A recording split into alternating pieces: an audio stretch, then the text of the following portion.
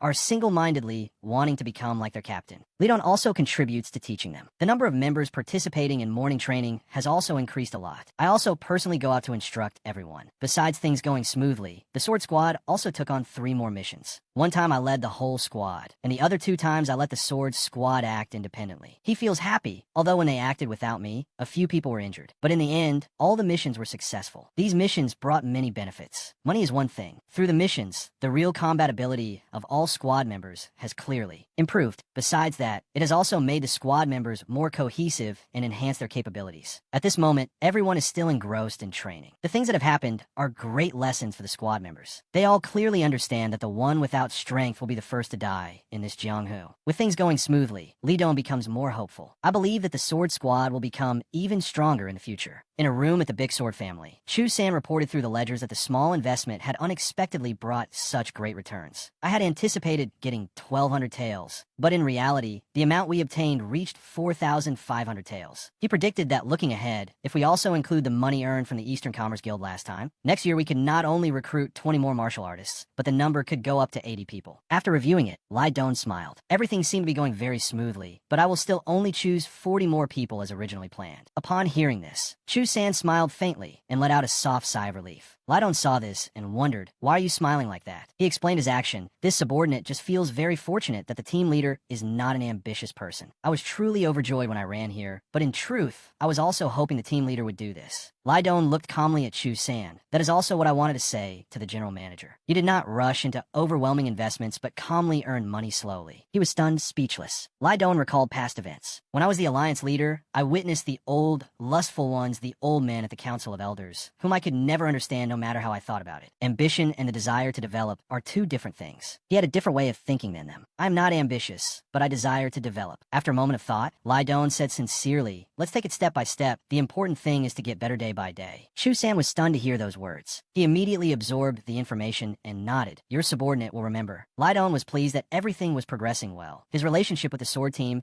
and Chu San had both improved a lot. As the sunlight faded and night fell, at a pavilion in the middle of a lake, Li Don felt puzzled. A sudden request for a secret meeting. What on earth is this about? Din Lu reported the matter. This time, the Heavenly Blade sect has sent one of Ma Bonko's sons. Din Tuesday, Lai Don frowned suspiciously. The Heavenly Blade sect. He immediately confirmed. That's right. After meeting with the leader of the Shandong delegation, Din Tu wants to summon all the leaders of the sects in this place. His purpose is still unclear. Through the information he had, he knew that it would certainly not be for any good purpose. Din Lu's eyes were tinged with sadness. The leader of the Shandong delegation has refused. Lai Don turned in surprise. Refused? Din Lu's mood was still resentful. Yes, as far as this subordinate knows, the delegation leader is a person of integrity. Now he just forced a smile. That's right, there's no way all the martial artists of the Martial Arts Alliance could have become scoundrels. Din Lu continued to recount everything. After that, Din Tu came to our sect. He threatened us to host a banquet for him. I could only tell him I would get back to him and immediately ran here. What should we do now? Lai Don rubbed his chin, calculating. If not the Yangshao sect, then the next one would surely be the Song family manor. Refusing or not, there would be trouble. In the end, he had a plan. It's better that I intervene with the Yangshao sect first. After thinking it through, Lai Don proposed, just go ahead and host the banquet for him. Receiving the instruction, Din Lu obeyed. Your subordinate complies. Lai Don glanced over to observe his expression. Seeing Din Lu's confusion, he reminded him, from next time on, you don't need to show up in person like this. Just send a trusted person. Lai Don had faith in him. If it's someone you trust, then I will trust him too. Din Lu was stunned upon hearing his words. Then he bowed his head and clasped his hands. Your subordinate understands. When needed, contact your subordinate anytime. Lai Don nodded slightly and smiled at Din Lu. He analyzed the existing data. Din Tu, he is one of the 22 sons of Ma Bong Company. He was someone Lai Don had to be wary of. Although he was at the bottom of the list of successors, he was talented in many fields. Most notably, his martial arts were naturally at a level that other successors could not compare to. The final piece of information was, but because his mother was only a handmaiden at the Heavenly Blade sect, he had little chance of becoming the successor. Now he was serious. This was information Din Lu had obtained through the Myriad. Information Guild. Lai Don's gaze looked into the distance. There's more. He began to calculate everything. Din Tu has invited the rising stars to the banquet. I also received an invitation. By taking control of all the sons of the sect masters in Shandong, it will be easy to control this area later on. One thing Lai Don needed to pay attention to was, in addition, Tong Ho Alan. He could predict that he must have heard the rumor that Tong Ho Alan is Shandong's #1 beauty. Blood is thicker than water. It's highly likely that he is also a lecher, just like his father. Lai Don analyzed the possible scenarios. If not, then he must be intending to offer Tong Ho Alan to his father. But he was determined. There's not enough time to devise a strategy. Perhaps I can only use a crude method. Scene change to the Song family manor. A subordinate hurriedly runs into the rear courtyard. Inside Tong Ho Alan's room, Ho Alan was extremely surprised. Young Masterbick has come to see me so early in the morning. Did he come to see my father? He denied it. No, he said he wants to meet you secretly, miss. She didn't expect Lai Don to ask to see her. A moment later, under the dense foliage of a tree, Ho Alan hurried out to meet him. She stared blankly at Lai Don after not seeing him for a long time, while he stood there leisurely. Now Ho Alan couldn't believe it. Young master, you were looking for me. Lai Don looked at her with a cold attitude. Shall we take a walk? Afterwards, Ho Alan went for a walk with him along the river. At this moment, Lai Don asked with concern, have you been well lately, miss? She recounted what she had been doing. I just repeat my training every day. What about you, young master? He had experienced similar things, me too. Ho Alan, based on what she knew, was curious. I've heard news about the Little Sword team. You defeated the Beast team and also completed other missions well. Hearing that, Lai Don was modest. It was just luck. But she didn't believe those words. I know. You can't achieve such results with just luck. Ho Alan got straight to the point. Why did you always pretend to be a troublemaker before? Was it to break the engagement with me? He was seen sighing and denying it. No. Lai Don told the truth. I never pretended to be a troublemaker. Before, I really was a troublemaker. From that information, she deduced, you mean you changed after I beat you? He smiled and confirmed, that's right. It seemed Ho Alan still didn't believe it. Do you think I would believe those words, young master? Lai Don affirmed once more, it's the truth. At this moment, she was dejected. I don't know anymore, but why did you seek me out, young master? Ho Alan stared at his back. Lai Don no longer hit it. I want to have a duel with you, Mississippi. She was utterly stunned. What? As if afraid she had misheard. Ho Alan asked, really, what's the reason? He glanced at her and said frankly, I want revenge for that day. She was stunned, not knowing how to respond. Ho Alan's gaze also gradually changed. Finally, she accepted. All right, I don't know what your intentions are, young master, but if you want to duel, let's do it fair and square. Ho Alan emphasized the most important thing with real swords. Lai Don had the same intention. That's exactly what I want. Under the tree, the two stared at each other. A moment later, at the Song family manor, she gripped her sword tightly, ready to fight. He remained extremely calm before the battle. Ho Alan's attendant watched the two with worry. Ho Alan and Lai Don stood opposite each other, ready to duel and determine who was superior. She drew her sword and reminded him, be careful. Like Ho Alan, he also drew his sword. She stood there seriously, gathering her strength. A second later, Ho Alan rushed forward, launching an attack. Lai Don nimbly swung his sword, dodging one of her moves. She didn't stop there, as Ho Alan launched another move. He was seen swinging his sword guard, easily blocking it. When pushed back, she spun around in a skillful manner. Ho-Alon continued to attack, but was blocked by Lai Don. He looked at her technique and commented, "Your skills are quite good. Your footwork is nimble. Your moves are sharp." Then Lai Don tilted his head, easily dodging a blow. With all her moves missing, she gritted her teeth and looked at him. The attendant watching from the side was surprised. "What is this? Young Master Bick's martial arts are this formidable. The young miss is pressuring him, but she clearly can't gain the upper hand." Ho-Alon refused to give up and put more force in her arm. Then she struck down again, but was blocked by him. Ho-Alon was very puzzled. What was going on? Currently, she still hadn't given up and swung her sword. Lai Don gently swung his sword, kicking and sending Ho-Alon flying. Back! Now, she was utterly astonished. He can block all of my moves? His eyes looked coldly towards Ho-Alon. Lai Don was no longer on the defensive and immediately rushed forward. She stared in amazement at the sword that was right before her eyes. Ho-Alon's attendant was terrified, seeing the situation become tense. At that moment, he turned his sword around. The hilt of the sword struck Ho-Alon's right shoulder forcefully. The attack was so strong, it made her grimace in pain. Then, countless blows rained down on her body. Lai Don attacked without any mercy. In the end, Ho-Alon couldn't take it anymore and fell backwards. Then her body fell heavily to the ground. Seeing this, she was extremely worried. "Young miss," Ho-Alon's attendant rushed forward to support Ho-Alon. "Are you all right?" Then she angrily questioned him. "Are you crazy, young master? How could you do such a thing?" He was still very calm. "A fair and square duel. Should I have held back just because the opponent is a woman?" Ho-Alon's attendant was indignant. "You clearly could have stopped." Lai Don was seen opening his mouth coldly. "I was just getting revenge for the blows from last time." His words left her speechless, while Ho-Alon trembled. "Stop it," Ho-Alon whispered. "Alas, so." Now she wanted an answer. What was that final technique? Lai Don smiled. When he heard Ho-Alon's question, she had already felt it. After a round of fighting, he realized through combat, he could see her swordsmanship had a fatal flaw, the most important move among her techniques. Lai Don turned away, no longer looking at her. Just break it and attack, and it's over. She'll probably have to lie in bed for 10 days to recover. He left without another word. Her swollen face would also give her a very pathetic appearance. Everything was within Lai Don's calculations. If so, it's certain that she can no longer attend Din Tu's banquet. That night,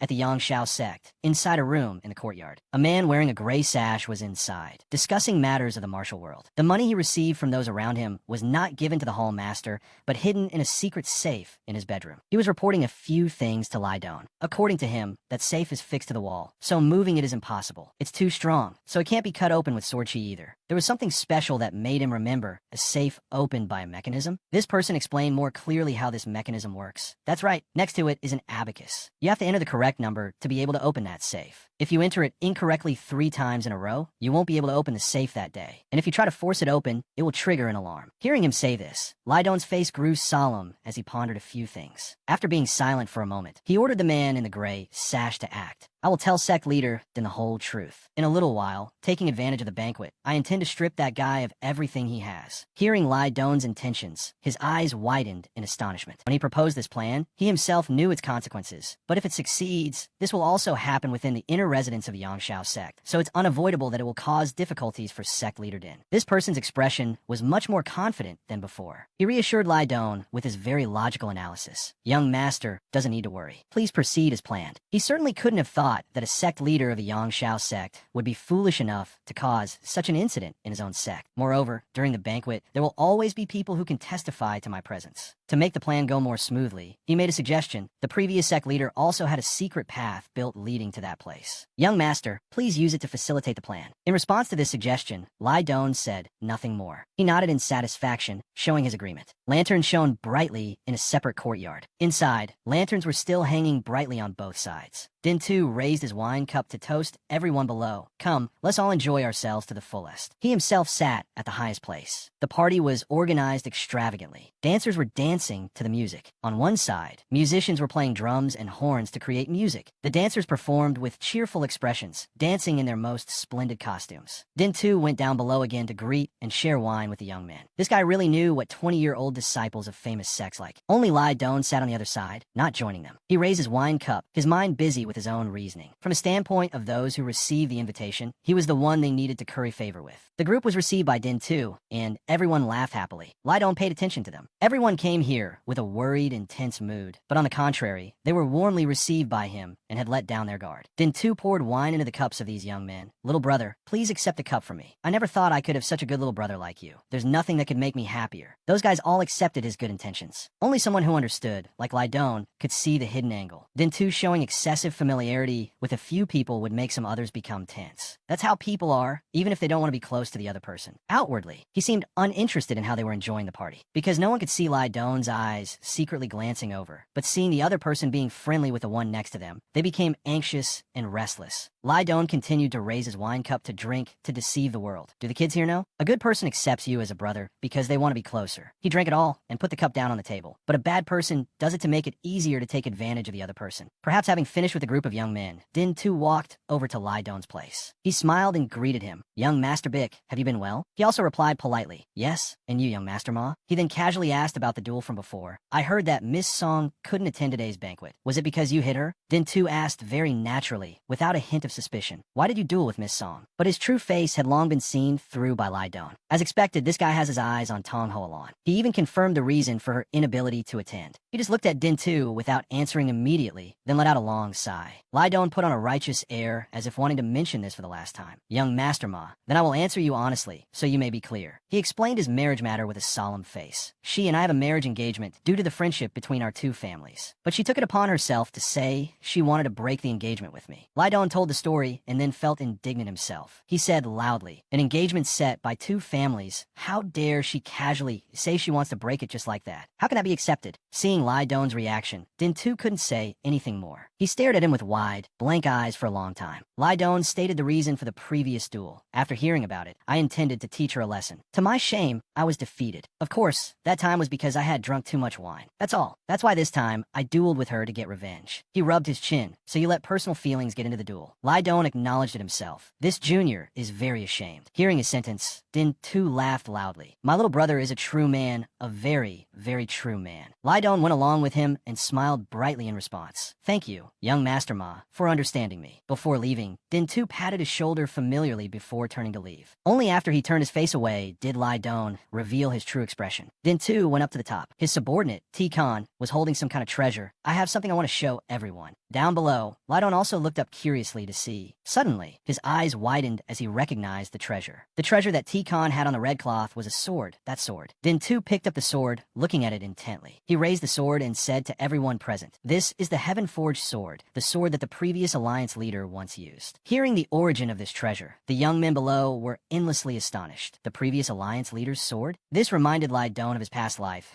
In my previous life, I used a total of 5 swords. Initially, he only used 2, that heaven-forged sword and the misty wave sword. The final number was raised to 3, the dark sky sword, the cold thunder sword, and 1 more, the Azura underworld king sword. He himself hadn't thought of this. I never expected to see the heaven-forged sword in this place, if Din Tu is the one who brought it. Here, Din Tu stared intently at the treasured sword in his hand. This is the sword my father bestowed upon me. Lai Don just watched everything in silence. Ma Bongko gave it to him? Then this matter is not simply Din Tu acting on his own to curry favor with Ma Bong Company. He believed his analysis. Bongko himself is behind this. It must be Ma Bongko who sent his son to this place. Lai Don's eyes stared intently at Din Tu, wondering to himself, what is the reason? He wanted to ask for the opinion of everyone present. I want to take this opportunity to make a proposal to all of you here. What do you all think if we have regular symposiums? The group of young men looked at each other and nodded in agreement, then looked at Din Tu in unison and said loudly, we agree. Seeing how obedient this group of young men was, he was very pleased. Din Tu delightedly raised his wine cup. Then let's empty our cups. The other young men also raised their cups with him. Only Lai Don from the outside stared intently at T Khan's back. He just watched him in silence. The door was right in front. T Khan, carrying the wooden tray with the sword on it, slowly approached. To open the door, one had to solve the mechanism. His hand fiddled with some numbers on the wall. If they matched, the door would open. He was still focused on solving the code. The heavy iron door finally opened. Putting the wooden tray down, T Khan carefully placed the sword inside. Suddenly, his vision went dark. T Khan drew his sword as soon as he sensed something was amiss. A force as fast as light, nothing could be seen. Before he could even slash, he took a punch to the cheek. The powerful force sent T Khan flying head over heels to the other side of the wall. At this point,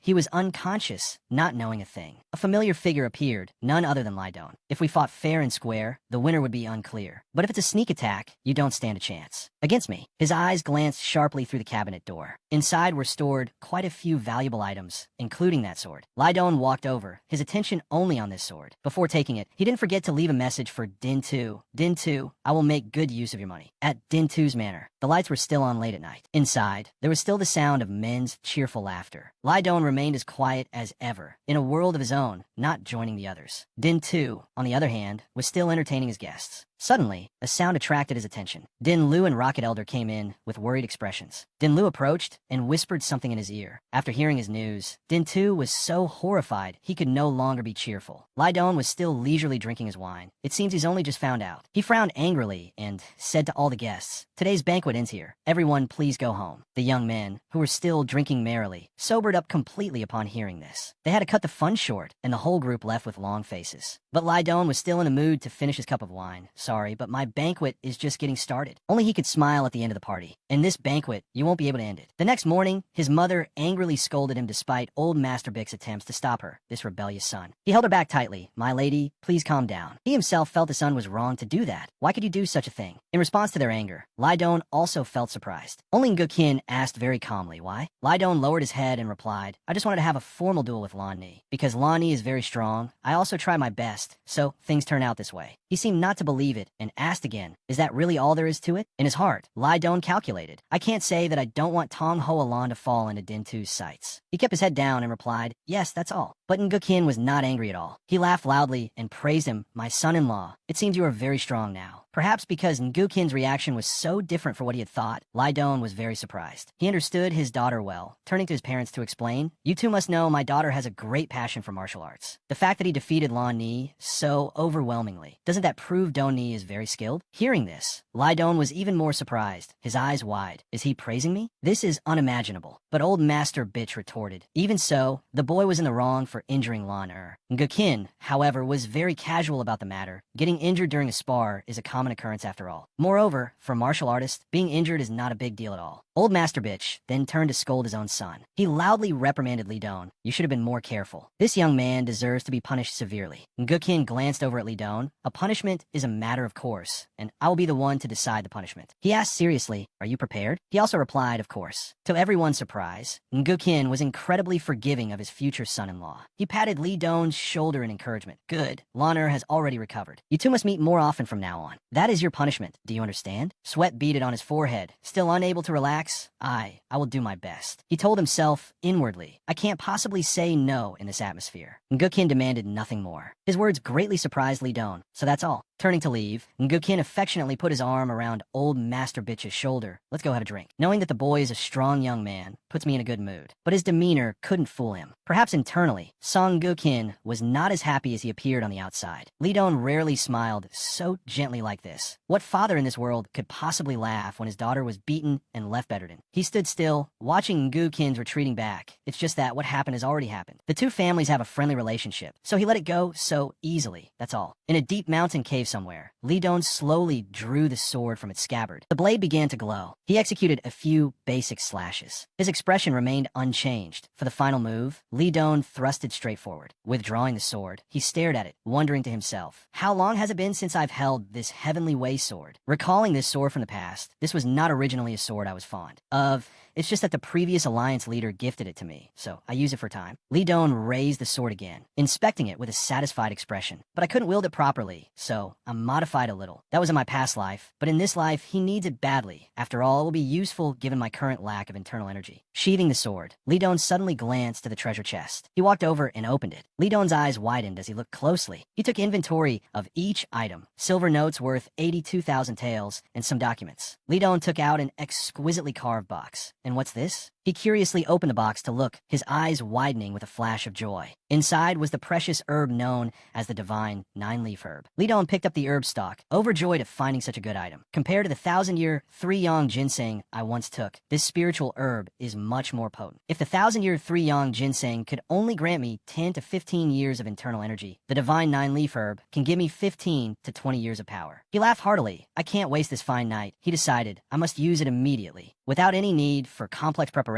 or mixing it with anything." Li Don put it directly into his mouth. He then swallowed it whole. He closed his eyes, allowing time for the herb to take effect. Sitting down, Li Don placed his hands in a meditative posture. Li Don's entire body suddenly began to glow. The light illuminated a corner of the cave. The light emanating from his body grew brighter and brighter. It spread to the outside of the cave, easily detectable from the outside. Soon it was dusk. The light also gradually faded away. After absorbing the herb's effects, Li Don let out a breath of relief. His gaze lowered. The corners of his lips unconsciously turned up in a slight smile. Li Don smiled, satisfied that his power had increased significantly. 20 years of power has now become 40 years. He slammed his clenched fist down on the table. Dintu was still going mad, searching for his treasure. He was furious to lose the divine 9-leaf herb at a time, when spiritual herbs are so hard to find. Dintu's subordinate, Tikan, silently listened to every word of his tirade with a resigned expression. Dintu glanced over to question him. Have you still not investigated who did this? Elder Wajan, also a bit wary, reported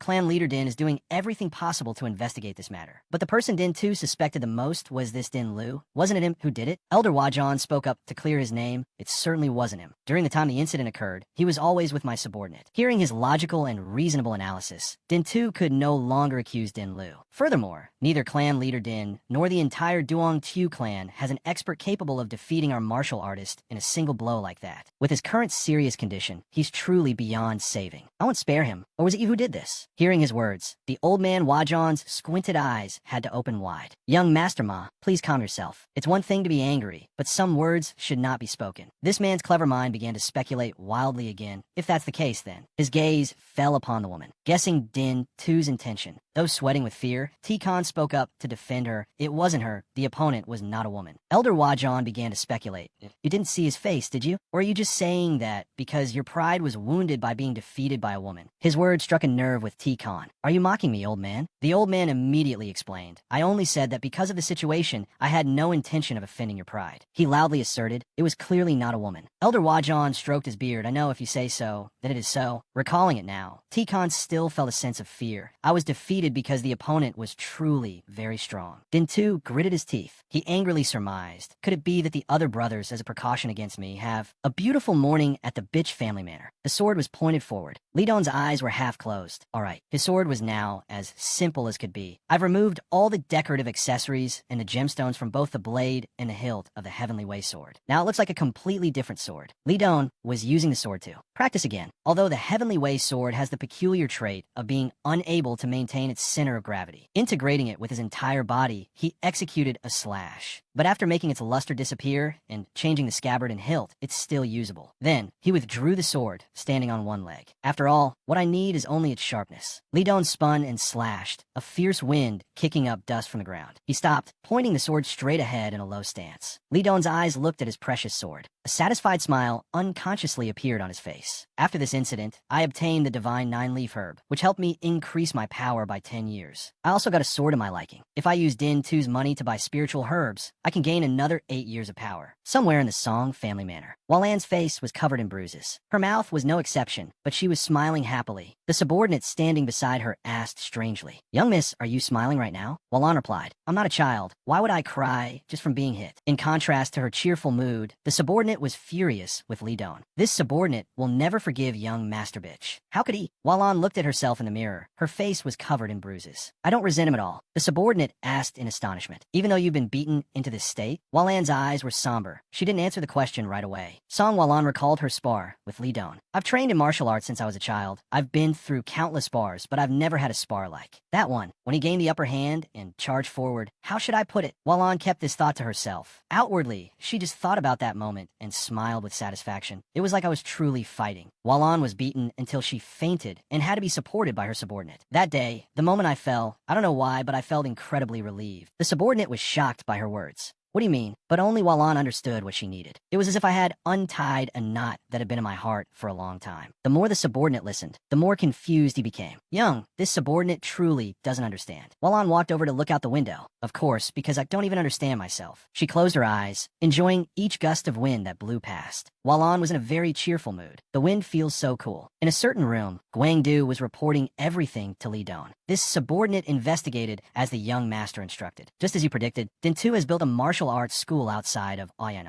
The purchase is complete. Building the school is just a matter of time. The strange thing is that Din 2 bought that piece of land for a dirt cheap price. He lowered his voice to add this comment. Unreasonably cheap. He turned to ask again. The owner of the land sold it for an unreasonably cheap price? Guangdu explained. Of course, at first, the landowner had no intention of selling. But then, his face turned pale as he recounted the story. Not long after refusing the deal, something happened and his youngest daughter passed away. A fire broke out at his house. Li Don remained silent, listening to every word from his attendant. Even the only two remaining healthy family members met with unusual accidents. Not only that, last month the landowner's eldest son fell from a horse and was severely injured. His elderly mother also died suddenly after eating the wrong food. Even the servants in the house could not escape their fate. The steward who had opposed the sale of the land was stabbed by a drunk patron and nearly lost his life. Guangdu's eyebrows furrowed tightly. Sweat poured down his forehead as if he had been bathing. Although the prefect of the Martial Arts Alliance knew about this, they couldn't find any connection between the incidents. In the end, the landowner had to sell the land and immediately took his entire family and left Awaken. Perhaps out of anger on the owner's behalf, Guangdu's hand clenched into a fist. Li Don asked about it. Did Din 2 show up in person to buy the land? He replied, no, sir. Guangdu explained in detail. The person who took the lead in this matter was Elder Wajan. At the mention of the old man's name, his eyes showed contempt. That despicable old man, daring to do such things just to please Din 2's day. Guangdu also felt a chill at the actions of Din 2's group. Young master, how could they do such things? Li Don was certain of one thing. They are not human either. How can those who do such filthy things be considered human?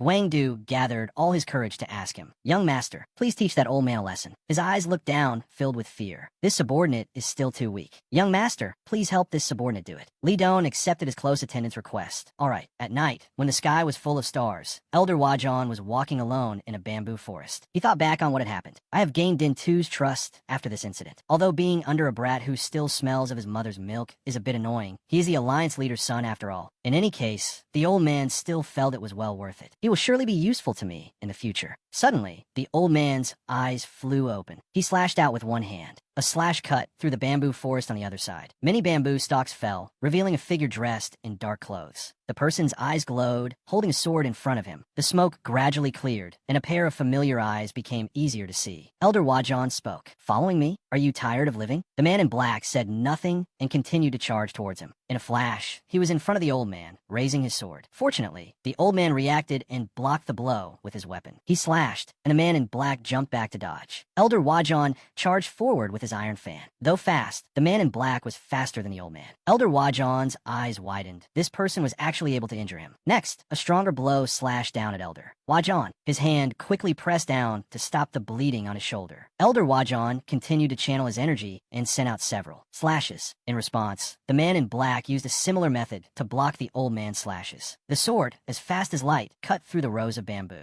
In an instant, the rows of bamboo were chopped into pieces. Elder Wajan had to struggle to stay on his feet amidst the wreckage. The man in black's eyes were sharp. The old man charged forward again. For some reason, dust and smoke billowed up. Everything gradually cleared. There was no one left in front of Elder Wajan, but he didn't know that the man in black was already behind him. Perhaps sensing it, Elder Wajan turned around. Who are you? The man in black pointed his sword straight at the old man. He replied, the one who will kill you. Elder Wajan frowned, looking at the man before him. Behind the bamboo trees, the wind began to blow again, kicking up sand and dust. Someone was so fast their figure couldn't be seen clearly. As they flew, wherever they flew, the bamboo was cut down. The man in black flew over and exchanged a few blows with Elder Wajan. Midway, the old man flew back. Elder Wajan's iron fan was now open. Hidden weapons flew out from the fan. The man in black used his speed to dodge the 5 hidden weapons. The bamboo trees took the hit for him, their tops and branches cut off and sent flying. After dealing with the hidden weapons, the man in black flew towards Elder Wajan. A slash went straight under the old man's arm. Blood splattered from Elder Wajan's body. Just as the man in black withdrew his hand, he gripped his fan tightly, intending to strike back in revenge. Before he could even make a move, the man in black had already severed Elder Wajan's arm. Blood gushed out like a spring, forcing the old man to temporarily stop his counterattack. The man in black was about to stab down, but Elder Wajan shouted, wait,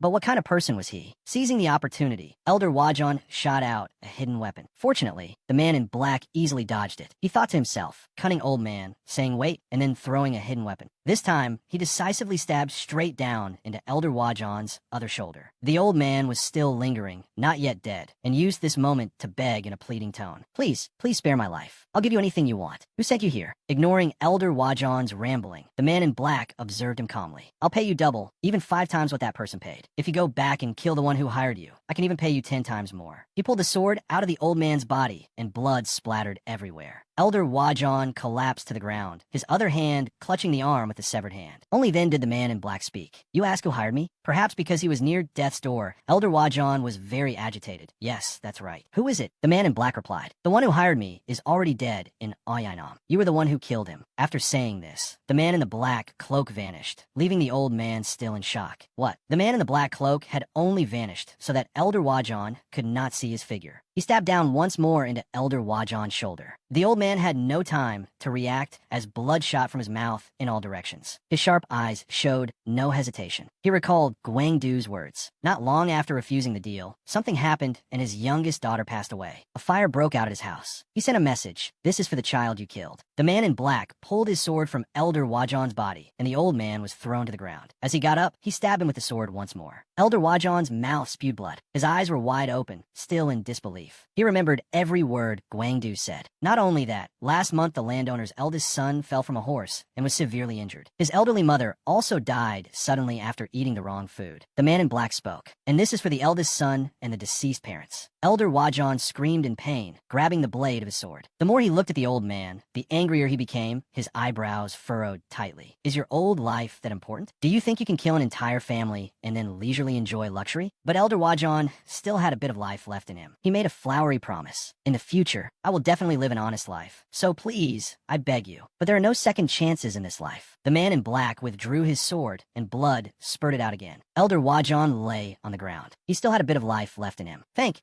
you. I will never forget this favor. A familiar tone echoed. I warned you, didn't I? Elder Wajon looked up like an old man, unable to open his eyes. What? Cheon Ha-jin appeared before him. If you live like this, you won't have a good end. So live quietly. The old man with the long beard was staring at Wa. John. His eyes widened in shock as he immediately recognized this person as Cheon Ha-jin. The Cheon Ha-jin before him then transformed into the man in black. He twirled the sword in his hand. Elder Wajon looked at the man in the black cloak with an expression of disbelief. That's what Cheon Ha-jin said to me. Besides, it was just the two of us back then. How could you know that? A beam of light shone into his face, blindingly bright. An explosion occurred where Elder Wajon was. This man in black used the infinite blade technique. The explosion was so powerful it could be seen from a distance. The man in black stood safely within it. He took off his mask. It was none other than Li Don. Go to hell. He turned and walked away. I hope that those who died because of this incident, leaving behind a large crater with the dismembered remains of Elder Wajon, can live happily in their next life. Evening at the Duong Chu clan. A man's voice echoed from inside. But the one whose treasure was stolen doesn't suspect you? Ba Bao was reporting everything to Li Don. Fortunately, that's not the case. Besides, they think the Duong Chu clan is completely incapable of doing such a thing. He remained silent, busy with his own thoughts. From the very beginning, they only saw us as country bumpkins from a rustic clan. Li Don recalled their reaction. That's why they couldn't have expected that I would dare to charge into the 5 great families of the Central Plains. It's also because until now, no local clan has ever been able to do that. Ba Bao provided more information. It seems the Shandong Merchant Guild has had a back down. Hearing this, Li Don's eyebrows furrowed tightly. The Shandong Merchant Guild was the one that tried to win over the Song family manor, but failed. The Shandong Merchant Guild needs power, and Din Tu needs money, so it's only natural for them to join hands. He let out another smirk. If Li Don's guess is correct, then it means I have more money coming my way. At first, Ba Bao was a little skeptical, but he quickly understood and laughed loudly. So that's how it is. He recounted his actions to him. I have also commissioned the Information Guild to find information related to the Shandong Merchant Guild. As soon as there is news, I will report it to the young master immediately. Li Don turned and smiled. Thanks. He could see it. Din Lu wants to show his loyalty to me. Li Don also knew the main reason very well. Thanks to me, he became the clan leader. That's why he is so proactive and loyal. He recalled the time he had to face Din Tuesday. Even when he was in a situation that put himself in danger, he still helped me. His eyes shifted to Din Lu.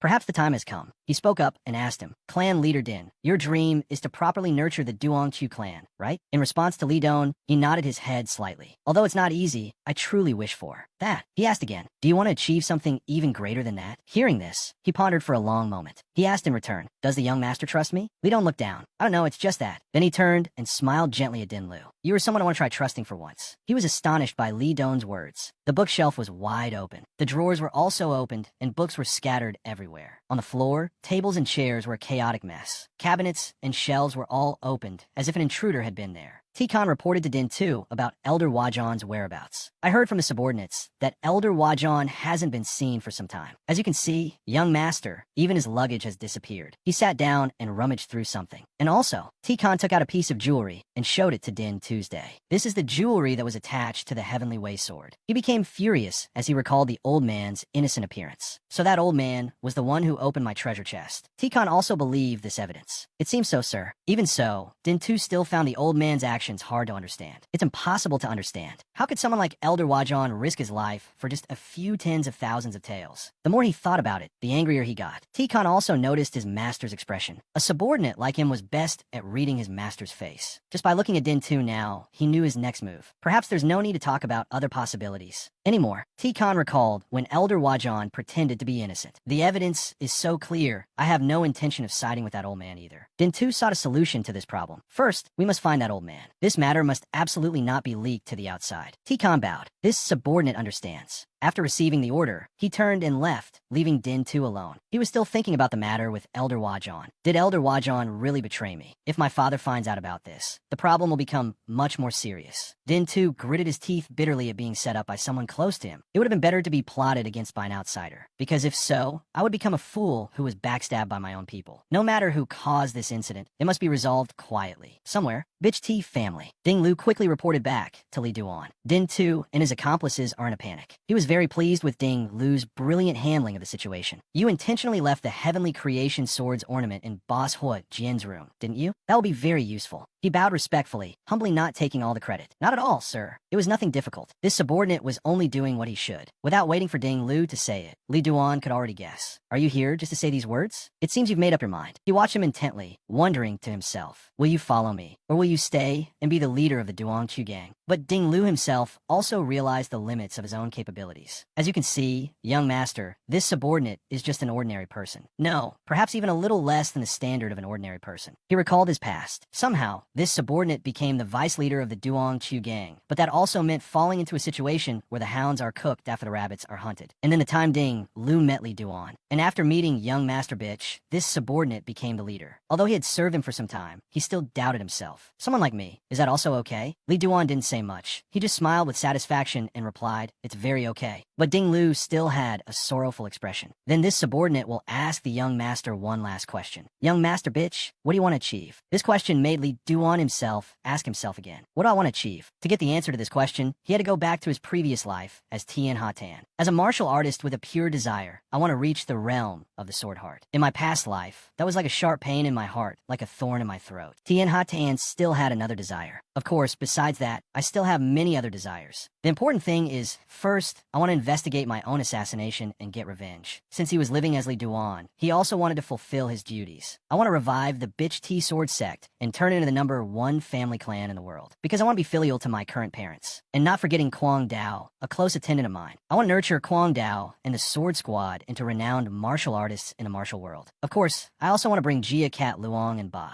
Bow along. Now in this 20-something body is the head of an 80-year-old man filled with thousands of thoughts. It's true that I have a lot to do. What should I tell him? His eyes darkened. Just as he broke into this smile, Li Duan returned to himself, wanting to live happily. The answer also left Ding Lu endlessly surprised. He explained his goal to Ding Lu. I want to live happily and hope that the people around me can also be happy. He thought to himself, if I achieve all the goals above, won't I become happy? Hearing Li Duan's goal, for some reason Ding Lu laughed out loud. Although he realized his mistake, he was still laughing, but in a humble way. I apologize for laughing. It was an answer that this subordinate couldn't have expected, which is why I was so disrespectful. He wondered, it's okay. What kind of answer were you expecting? Ding Lu looked up. That is, this subordinate was very nervous, fearing that the young master's answer would be to unify the world. Li Duan's gaze turned somber as he looked down. Sorry, I couldn't meet your expectations. Actually, his past self was like that. I once unified the world. So it can be said that the things I just mentioned are no less than unifying the world. At that time, I didn't know, but the me of now can be sure. Ding Lu's lips curled into a slight smile. He suddenly bowed his head, which surprised Li Duan a little. Ding Lu knelt down and performed a rite for him. 3 respects to my lord. His expression was solemn as he swore an oath to Li Duan. This subordinate vows to be loyal to my lord until death, as heaven and earth are my witness. Seeing his loyal appearance, he was very pleased. Li Duan reached out and took his hand. Even Ding Lu himself couldn't believe it. He also promised Ding Lu,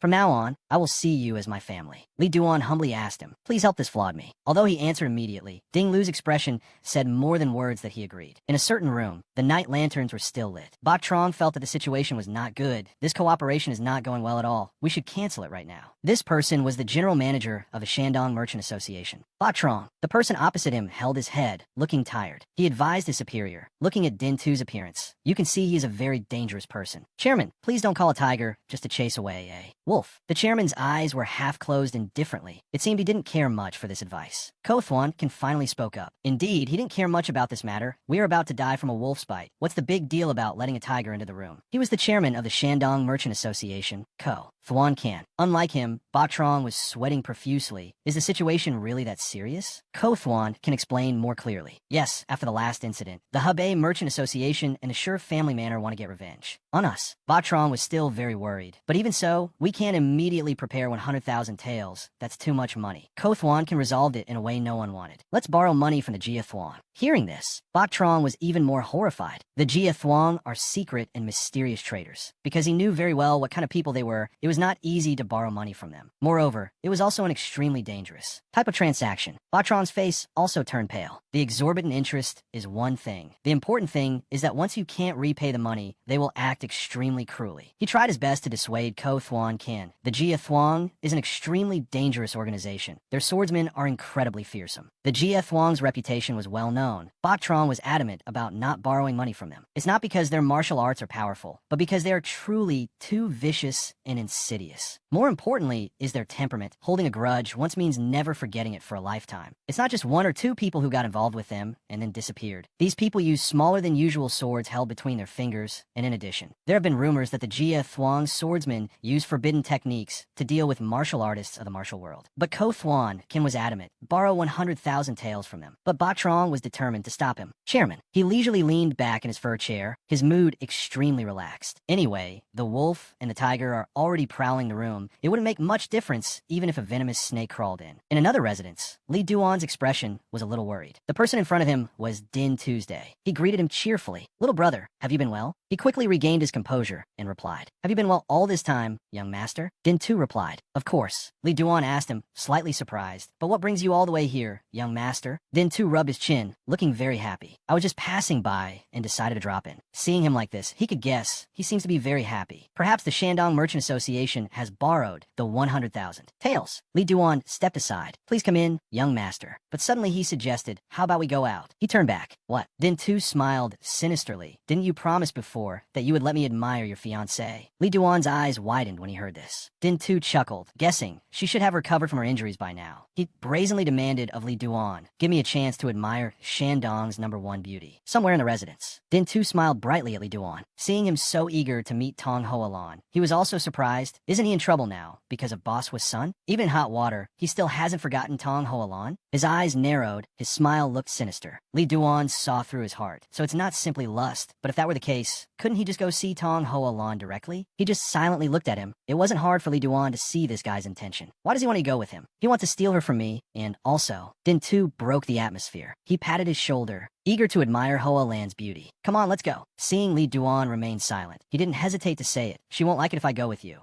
Li Duan secretly glanced at him, wanting to enjoy the process. He switched to a cheerful smile, as if warmly welcoming Din Tuesday. Li Duan looked at him with a mischievous glint in his eyes. But perhaps he knew something was about to happen. He didn't rush to follow Din Tu yet. "You're still in a mood to be so cheerful." Suddenly his subordinate also appeared here. "Young master." Tikan approached with a worried expression. "This subordinate has an urgent matter to report." Din Tu turned to ask, annoyed, "What is it?" Tikan then said to Li Duan, "Young master bitch, could you please go inside and wait for a moment?" He nodded in agreement. "I understand." Li Duan's face was that of someone who understood everything. He went behind the door. As expected, he knew what news Tikan wanted to report. It seems he has heard the news. Outside, he reported the matter of the money transport to Din Tuesday. Last night, when the people from the Shandong Merchant Association were transporting the 100,000 silver taels they promised promised to give us. It was all stolen by a stranger. He was endlessly shocked. Li Duan stood inside, satisfied listening to him scream. What the hell? How on earth do they handle things? He gave a smile of someone who already knew everything. T-Con was extremely scared. He was sweating like a fountain. This subordinate doesn't know the details, but it seems the Shandong Merchant Association is in a very critical situation. If he could, Li Duan would have admitted, those 100,000 taels are in my hands. Last night, he had dressed in black and acted as soon as he heard the news from Ding Lu. That night, I raided and stole the 100,000 taels from them. This pile of money also left no trace. The money was a pile of small banknotes lent by the Jia Thuong, with no evidence for identification at all. It seems he has a grudge against Boss Hua Jian. This matter is being blamed on him again. This was definitely caused by Boss Hua Jian. It's just that he felt Boss Hua Jian was the most likely person. If not him, then who would have the guts to do something like this? He knows the details of our plan this time, and only he has the ability to do this. Din Tu was also furious, so he believed his words, that damn old man. T-Con had also thought of a way to solve this. We need help from the main family. Aren't there people who always want to help you, young master? Unexpectedly, Din Tu became even more furious. He shouted, what the hell are you talking about? The matter here is a test for me. He spoke louder and louder, explaining to T-Con. It's a test to choose the successor. How can I ask for reinforcements in this situation? Din Tu's face turned red with anger. We must handle this ourselves. He had grasped this weakness of his. As expected, he is in a test to choose a successor. His angry face was seen by Li Duan. The angrier he got, the more pleased Li Duan was. Yes, let your desires burn. Li Duan was happy because only then can my plan succeed. T-Con advised Din Tu, but he still didn't agree. Anyway, for now you should go back. It was only when he mentioned the next consequence that Din Tu became scared. We have to meet with the Shandong Merchant Association to discuss. Again, if we can't bring a large sum of money to Jinan in the next few days, our plan to build the martial arts hall will be a failure. His brows furrowed tightly. He gritted his teeth and reluctantly left. Damn it. Anyway, the important matter is more important, Din Tu said, loudly for Li Duan to hear. Young master bitch, I have an urgent matter, so I have to go back first. Although Li Duan heard from inside, he didn't answer, with a triumphant expression that he couldn't see. At night, in the brightly lit room, T-Con raised his wine cup and drank it all. After drinking, he put the cup down on the table and wiped his mouth with his hand. Suddenly, his eyes became sharp as if he had a plan. He remembered the task Din Tu had given him before. You go get money. We can't stop the construction. T-Con asked back in surprise. This subordinate doesn't know how. But he was desperate for money. Damn it, do whatever it takes to get money from me. Don't just pass on news like an idle madman. You should pay for your meals too. His appearance made T-Con feel even more surprised. He was really in a hurry. Stealing or robbing is fine. Hurry up. Thinking back now, T-Con gritted his teeth in anger. He cursed. Damn it. He shouted loudly at the waiter again. Bring me more wine. The waiter, who had just come out yawning, replied. Yes. He recalled the initial reason. I chose Din Tu, who had the least talent. Because according to T-Con's calculations, later when the matter is done, if he succeeds, all the credit will be mine. I had dreamed of becoming the one below one person and above 10,000. He, like Boss Hua Jian, had to do many dirty things against his conscience to achieve that. T-Con gritted his teeth. Damn it. Something seemed to make his eyes fly open. When he looked again, something had appeared very quickly. Before he could even see its form, T-Con was struck. This one blow made him delirious, and he fell uncontrollably to the floor. At night, the sky was full of stars, in a place still brightly lit. Jia Thuong, main headquarters. A man's hand tapped on the table. So, Jia Tian sat leisurely on his seat. He asked his subordinate again. Someone has given us information about the person who stole the 100,000 taels that we gave to the Shandong Merchant Association. Jia Tian, Q Thiet, Jia Tian's subordinate, knelt below, respectfully replying, yes, that's right. He wondered again. But we don't know who that person is because the information was provided via chat. Q Thiet raised his head and asked Jia Tian, yes, what should we do now? The question made him ponder for a moment. His eyes closed leisurely. He quickly thought of the next move and ordered Q Thiet. Although it's a bit annoying, go and confirm it. 100,000 taels is worth the effort. T-Con had probably been captured and left in a deserted forest before dawn. At this time, he had also woken up, slowly pushing himself up. His eyes stared blankly around the place. Seeing no one, he wondered to himself, why didn't he kill me? Thinking of this, he irritably scratched his head. His mind still prioritized what was most important. First, I have to get out of here. Suddenly something made T-Con very surprised. Now, not fully awake, he had to jump, up because of the group of people already in front of him. Who? Q Thiet, their leader, raised his sword and replied, Jia Thuong. T-Con asked again, why is Jia Thuong blocking my way? Dude, do you know who I am? Q Thiet raised his sword as if about to strike first. He replied, I know you are the talented one who dared to touch the Jia Thuong's money. Hearing this accusation from Q Thiet, T-Con was a little surprised. What? But he'd already guessed why they thought so. They knew that Boswa's son stole the money and suspect me because I'm on his side. To avoid unnecessary bloodshed, he raised his hand to explain. I know why you're doing this, but it's just a misunderstanding. But Q Thiet, while speaking of reconciliation, still held his sword out. If there's a misunderstanding, it must be cleared up. Let's clear it up right now. He asked T-Con again, do you have anything else to say? Then he pointed his sword at him. If not, let me check your pockets. He was also a little surprised. What? Hearing Q Thiet's words, T-Con broke into a cold sweat and asked back, you want to search me? He raised his sword, explaining, we're just hired thugs. We still need something to report to our superiors. If you're innocent, then this shouldn't be a difficult matter, right? T-Con's eyes narrowed, staring intently at Q Thiet. He was ready to empty his own pockets to prove it. But if the money isn't on me? But the result surprised even T-Con himself. He pulled out a lot of banknotes from his pocket. Q Thiet replied to T-Con's earlier words, you have a lot of money, don't you? He gave a reasonable explanation. Someone is trying to frame me. Otherwise, I wouldn't be crazy enough to pull out the money like this. Q Thiet replied, all right, I believe you. In the end, he didn't believe T-Con, but instead said, you have to come with us. You can explain everything directly to our master. He knew very well what would happen to him next. Nonsense. If he went with him easily, he would likely be tortured to death. T-Con's eyes were determined as he looked at them. First, I'll just kill all of you and get out of here. After thinking, he charged forward. Q Thiet saw him in front of him, but didn't rush to act, because his subordinates would be the ones to do it. It didn't take long for T-Con to finish off the first three men. Even Q Thiet was surprised by this guy's strength. Seeing the situation was not good, he immediately used a secret technique. T-Con had just charged forward when he had to be on guard. He used his sword skills to dodge the hidden weapons thrown by Q Thiet, but T-Con had to struggle to avoid them. Hidden weapons? What kind of hidden weapons are these that even these riffraff can use with such power? Before he could finish his thought, another man had thrown a hidden weapon again. It seems this time it hit the target. T-Con gritted his teeth and looked back. Again, a hidden weapon hit his shoulder. When T-Con turned back, his shoulder was bleeding profusely. Ignoring the wound on his shoulder, he continued to charge forward to fight. Damn it. A few more men rushed out. You dare use hidden weapons on me? A few more Jia Thuong men charged forward and were sacrificed under T-Con's blade. At this time, the drug had taken effect. He felt dizzy. He staggered, unable to stand firm, his whole body swaying. With his last bit of consciousness, he guessed, did they put poison on the hidden weapons? Before he could fall, a hidden weapon was thrown from behind. T-Con cried out in pain. Even so, he still had the strength to cut down two men. This time, a fatal blow pierced through his body. Q Thiet was the one who struck. He questioned angrily, you son of a bitch, how dare you use a sword to cut us? T-Con was exhausted. Blood spurted from his mouth. His last bit of strength to speak his unwilling words.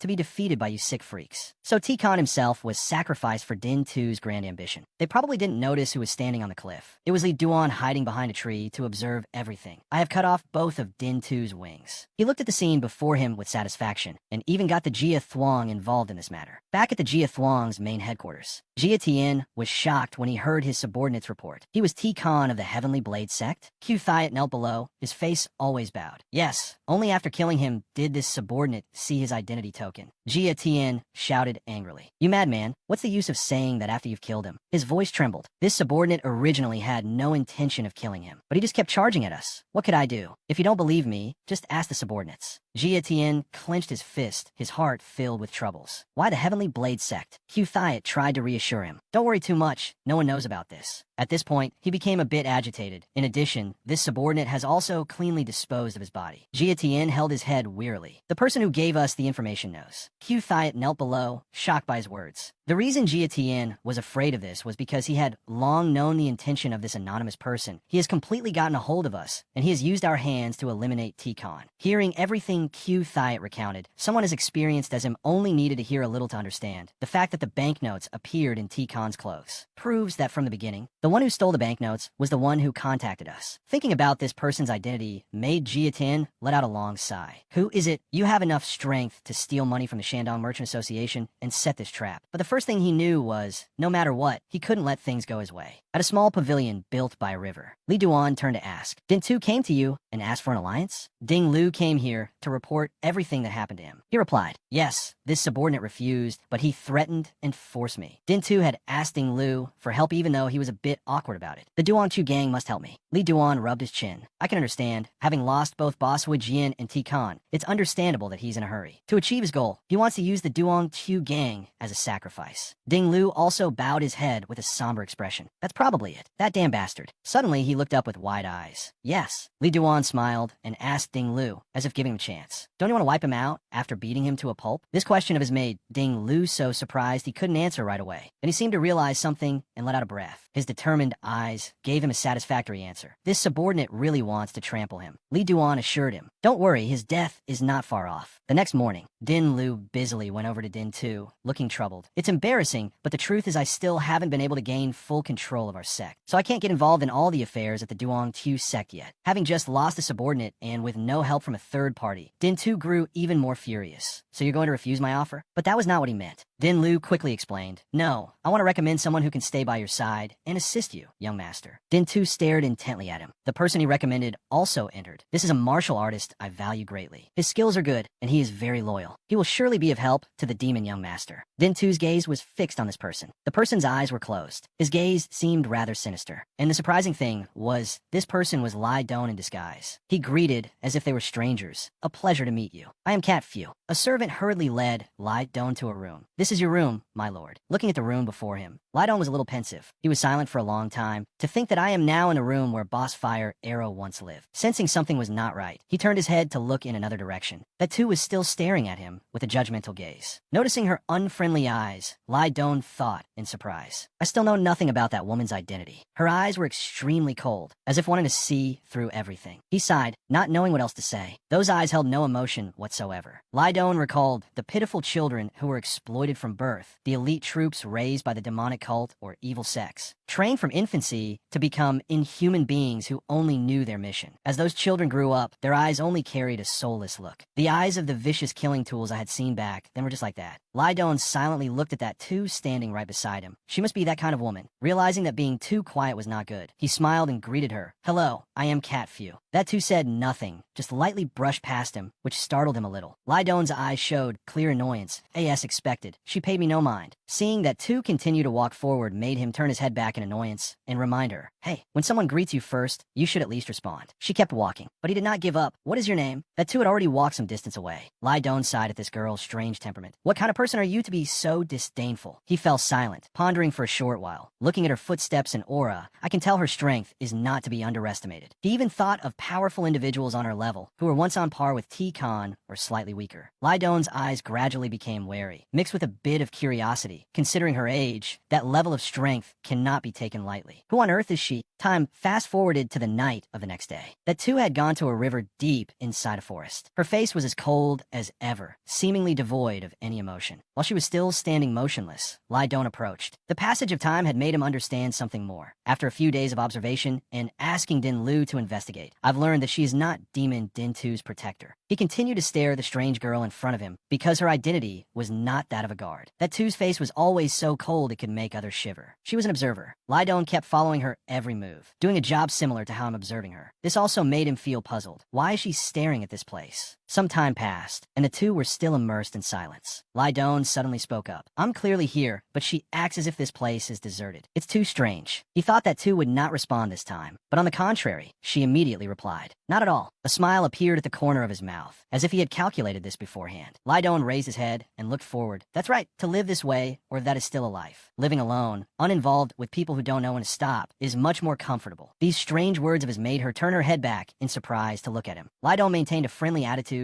and spoke, asking, are you still not going to tell me your name? It seemed that two did not want to face the matter. Is a name that important? He chuckled and nodded in confirmation. Of course, the person is more important. He turned his head back to look at her with an expectant gaze. But you still need a name for others to call you by. Hey you, I can't just call you that. That too was silent for a short while. Perhaps she was hesitating whether to answer or not, seeing that she still did not want to answer. Lai Don sighed and turned his head away. All right, since you have no intention of getting acquainted, a name isn't important anymore. I'll just have to call you. At that moment, a subordinate hurriedly came forward to report. Martial artist Cat, the demon young master is looking for you. Hearing this name, Lai Don became somewhat surprised and serious. Before leaving, he did not forget to bid farewell to that too. I'll be going first. Just like that, he followed the subordinate, leaving her standing there alone. Only when she saw he had left did she slowly turn her head to look in his direction. The scene shifted elsewhere. The door to a room was slowly opening. Lai Don slowly stepped inside with a bewildered look. He did not yet understand what was happening when Din Tu, holding a cup of wine, smiled and said, come, have a drink. He did not hesitate to sit down and let him pour wine. Taking a large gulp of wine, he slowly recounted, Sect leader Din has praised you a lot. Lydon still did not understand his intentions, but he still replied politely. This junior still has many shortcomings. Although in his mind, he was already wondering, what's on his mind that he wants to drink with me like this? He also picked up the wine bottle to pour for Din too. It seems the young master has some worries. As if his itch had been scratched, he let out a sigh. Of course I do. Din 2's eyes looked somewhat sad as he stared at the wine cup in his hand. I'm in desperate need of money. Hearing this, Lydon felt extremely puzzled. This junior heard that the sect has already provided support to you, young master. Although he had his own thoughts. I told Din Lu to give him 10,000 taels as bait. Din 2 sighed and continued to sip the wine in his hand. That amount is still too little. This made him curious. How much money do you need, young master? He slowly placed the wine cup down on the table. His face revealed a strange expression as he declared, 100,000 taels. Hearing this number, Lydon was also stunned, sir. Although in his heart, he was thinking 100,000 taels again. This fool must think money grows on trees. While he was still fuming internally, Din 2 sighed, I must have that amount within 5 days. He felt this was a bit difficult. 100,000 taels in 5 days. His eyes glanced at him with a somewhat judgmental look. Do you have a way? Lydon was silent, pondering for a moment. It seemed he had come up with a plan in his head. There is a way. He immediately became curious and hurriedly asked, what way? His voice remained calm. I wonder if... He glanced at him. The young master has heard of the loan sharks? Hearing this familiar name, he nodded in confirmation. The loan sharks, of course. Lydon continued to inform him. There are people who lend money at exorbitant interest rates, and they're also very cruel. Then Lydon's face became extremely serious as he recalled that group. That's right. There are people we are better off not getting involved with. Once the loan sharks hold a grudge, they won't stop until they've killed their opponent.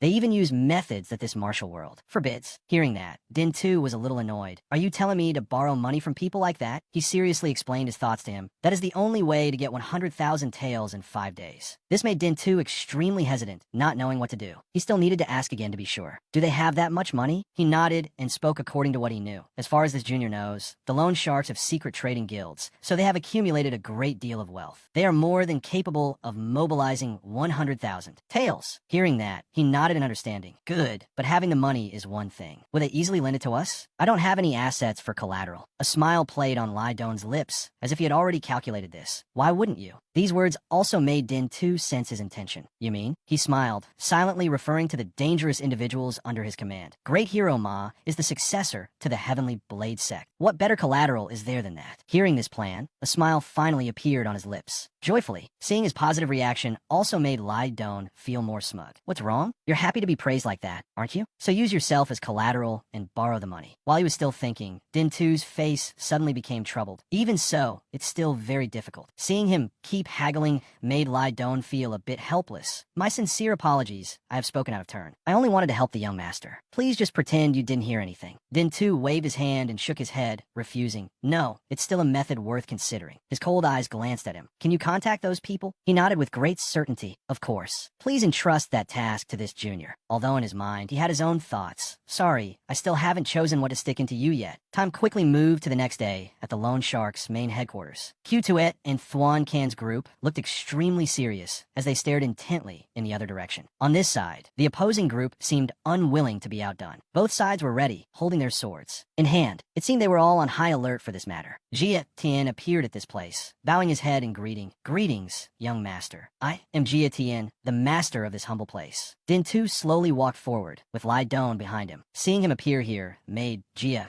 somewhat puzzled. I wonder for what reason a dragon has graced my home. Lydon secretly glanced at Din 2's day. He thought in surprise. Demon Din 2 is very tense, afraid that the rumor of him needing to borrow money will get out. He even left his guards behind and came here alone, while the other side is so numerous. Thinking this, he slowly stepped forward. Now that we're here, what else could it be? Seeing him step forward made the people behind him somewhat fearful. This made him realize something. As expected, they know that the loan sharks were the ones who dealt with T-Con. Lydon continued to state the purpose of this trip. The great hero Ma wants to... Jia Tian's face was solemn, waiting to see what would happen. He continued to speak, borrow money from you. These words of his also made Jia Tian stare blankly, his mouth agape. Seeing his strange attitude also puzzled Lydon. Why are you so surprised? Isn't this your main line of work? Hearing that, he stammered and hurriedly nodded in agreement. Of course it is. It's just that I can't believe someone of such a noble status as the young master here would borrow money from a humble organization like ours. His face showed some joy as he asked, how much do you gentlemen need? After thinking for a short moment, Lydon coldly declared, 100,000 taels. This number also also startled and bewildered Jia Tian. He glanced at the two people right in front of him and wondered, what on earth are they thinking? Do they really want to borrow 100,000 taels? Or do they want Jia Tian to pay that amount for killing Tikan? While he was still thinking, Lai Dong used voice transmission to speak to him. Daring to kill a man of the Heavenly Blade sect, the price to pay should be about that much, right? He was startled to hear that. His eyes were extremely cold as he transmitted his voice to him. If you lend us 100,000 taels, the Heavenly Blade sect will consider this matter not to have happened. Of course, we will repay the principal and interest in full. This made Jia Tian seem dazed, not understanding. Why are you speaking via voice transmission? The two of them seemed to be ignoring everyone else present. Lai Dong continued to ask, do you want me to say it out loud? But from the moment we mentioned that the loan sharks killed Tikan, none of you will survive. These threatening words also startled Jia Tian, who was standing to one side. Lai Dong continued to tell him his thoughts. This is only natural, isn't it? You killed the demon young master's close associate. Have you ever thought about whether the loan sharks could still exist if this matter reached the ears of the Heavenly Blade sect? But our young master is a magnanimous person and is willing to give you a chance. This series of words made Jia Tian fall silent, thinking deeply. His eyes widened when he realized he had provoked someone he shouldn't have. His face revealed clear bewilderment. Thoughts kept appearing. Could it be that from the very beginning, Demon Din 2 was the one who informed me of Tikan's movements? He used me to get rid of a subordinate who was a thorn in his side, and then extort me. He looked at Din 2's face, who was still silently observing everything there. The thought of having to suffer a loss made Jia Tian extremely angry. Damn dogs. You call yourselves a prestigious Orthodox family, but you're even more despicable and filthy than we are. Having no other choice, he could only nod in agreement. Very well, I will lend the young master the money. Hearing that, Din 2 was startled and surprised. A very joyful smile quickly appeared on his lips at this result. Before leaving, Lai Dong did not forget to add, the time is tomorrow. Jia Tian nodded in agreement. I know. I will go and prepare immediately. Lai Dong's group left in a horse-drawn carriage, with Jia Tian standing behind and bowing in farewell. At this time, inside the carriage, Din 2 burst into delighted laughter. You're really talented. To make the one lending the money bow and scrape like that. Lai Dong shook his head and explained, young master, you praise me too much. This subordinate only dared to be so bold by relying on the demon young master's reputation. He did not forget to add for his understanding. In any case, it's fortunate that the problem has been resolved. As for what comes next, please handle it yourself. Great hero Ma.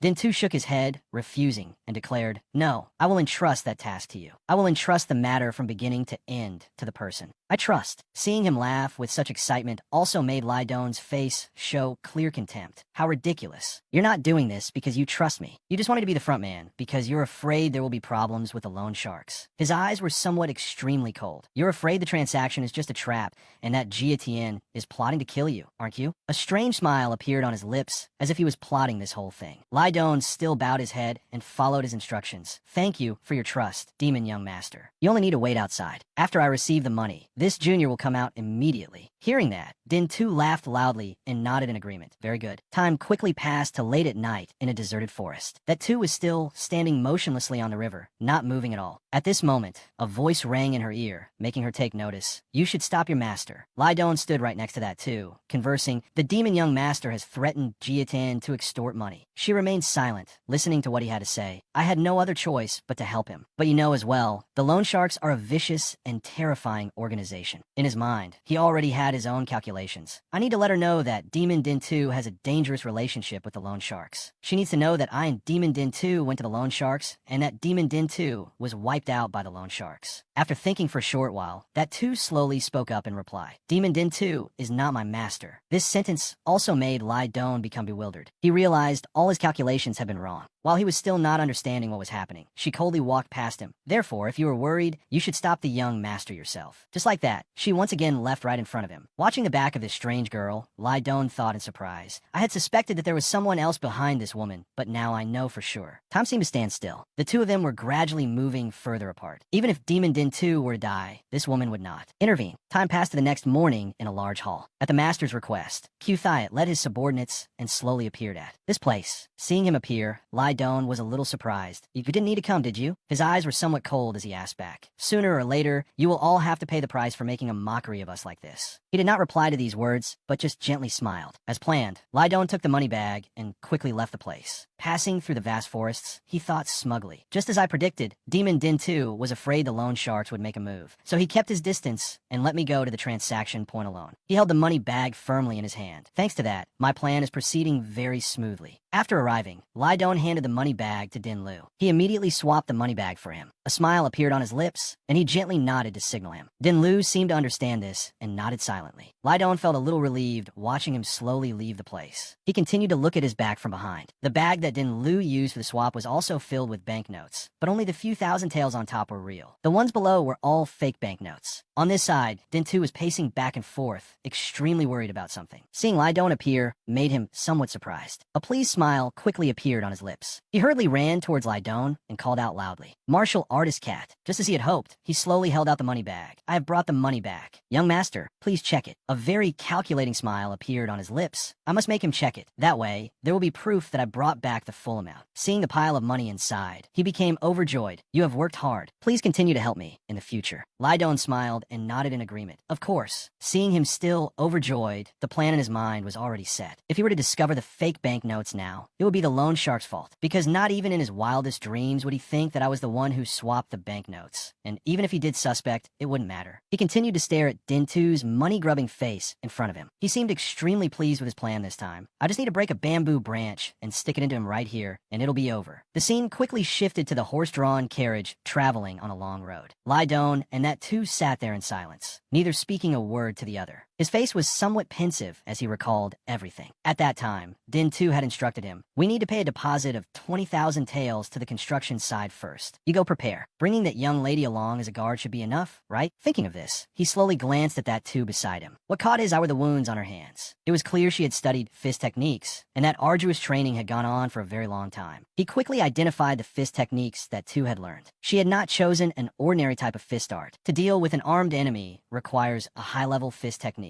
After a period of silence, he turned his head to look at that too. "You've learned fist techniques?" Hearing that, she pulled her hands back. Lai Dong continued to praise her, truly talented. For a woman with a delicate body, practicing fist techniques is no easy feat. He continued to drive the carriage forward while chatting. I too was once fascinated by fist techniques. Hearing him say that, she glanced at him curiously. What could be more magical than fighting with bare hands? Because he was thinking to himself, what I just said was completely from the heart. In his mind, he thought of various types of fist techniques. Besides sword arts, I have also practiced many other types of martial arts. Among them, I was particularly interested in fist techniques because I discovered the manual for the raging wind god fist of the former Fist King in a pile of reports from the Martial Alliance and cultivated it. An image of an ancient manual appeared in his mind. But at that time, my pride in my soul-chasing Azura sword art was nearly sky-high. And that was the reason for the current Lai Dong.so. I only practiced the raging wind god fist to the 5th level and then stopped completely. Returning to the present, Lai Dong was still telling his story. If I hadn't practiced sword arts, I might very well have cultivated fist techniques more seriously. Suddenly, that too spoke. That's just an excuse. He was surprised to hear that. She continued to turn her head to look at him. You simply don't like fist techniques. He chuckled and gently explained according to his own thoughts that it's not an excuse. Sword arts require a pair of nimble hands, while fist techniques lean towards the dominance of power. If it were saber arts, it might be possible, but sword arts and fist techniques clearly cannot be combined. That two's face became very calm. Who said so? Did the number one under heaven once say that? Her gaze was somewhat sharp as she stared at the long road ahead. I think the person who becomes the number one under heaven would never say such words, because he is not bound by such conventional things. This statement of hers also broadened Lai Dong's knowledge. Not bound by conventional things. He slowly bowed his head to look down at the ground and contemplated. If it were before, I would have ignored it. But why can't I do it now? He thought of the image of Galaxy Town in his mind. Does the world's greatest person have to be different, as she said? After all, people eventually discover that the things they've always believed to be true turn out to be completely wrong. Back then, Lai Dong was very impressed by Ha Tran's gaze. At that time, I saw martial arts as sorcery, so I broke all the rules, and I thought I had truly reached the true sword. Suddenly, a sound rang out, startling Lai Dong as he noticed something was wrong. He hurriedly turned his head to look at number 7 with a surprised expression. It seemed he had silently understood the meaning behind her words. Thanks. Hearing this, she was a little confused. He was still thinking. I thought I had awakened from my consciousness, but in reality, number 7 glanced at him with an extremely strange gaze. Feeling that her gaze was somewhat hard to understand, Lai Dong also didn't understand what was happening. Following her gaze, he slowly turned his head to look behind him. The scene before him made him freeze in disbelief. What appeared before his eyes was Ngu Kin along with Hoa Lan, advancing forward. This made him a little confused and bewildered. Why are we running into them here? Is the Song family manor returning from business? Lydon immediately signaled the carriage driver. Stop the carriage. The carriage stopped, and he wearily squeezed his eyes shut. As expected, Ma Dintu couldn't just pass by. Seeing Gukin, Dintu's face showed a hint of joy. Song Manor Lord. He also slowly walked towards him. It's great hero Ma. Dintu's face was a little excited as he looked at the scene before him. He noticed the unparalleled beauty of Hoalan behind. As if understanding his gaze, Ngukin quickly turned his head to introduce her. This is my daughter, Hoalan. Come and greet him. This is Great Hero Ma of the Heavenly Blade Sect. Hearing this, she stepped forward and bowed. Greetings, great hero. This humble girl is Hoalan. Dintu secretly nodded in understanding. I have heard the rumors, but I couldn't imagine there was such a beautiful lady in this world. Young lady, you make my heart throb. Unceasingly, his series of words made Lydon, who was on the side, extremely uncomfortable. Hoalan, however, remained very calm, laughed, and replied to him. What can be done? It's a pity, but I already have a fiancé. Hearing this, he was about to say something more. I already know that. It's that damn guy from the Baishur Sword sect. I'm truly sorry. Hearing these words from Din too, Lydon could barely sit still anymore. He clearly said it on purpose, and then pretended as if he had. Misspoke. He was still smiling at Hoalan. I dare to ask a question. Did Miss Song request to break off the engagement? She laughed softly and replied, women are always fickle. This made him suddenly stunned in disbelief. So, you won't break off the engagement anymore? Hoalan maintained a gentle smile and announced, I can only say one thing to Great Hero Ma. That young master is more talented than the rumors in the martial world suggest. Her words also made Lydon, on the side, freeze for a moment. Hearing this, Dintu immediately nodded in understanding. I didn't expect young master Bai to make a woman trust him so much. It turns out the young master of the Bai family has a different side from the rumors. The nonsensical conversation so far made him glare continuously. That bastard, he's starting to get annoyed because he can't badmouth me. Seeing his attitude, Hoalan smiled and chatted. That's just like Great Hero Ma.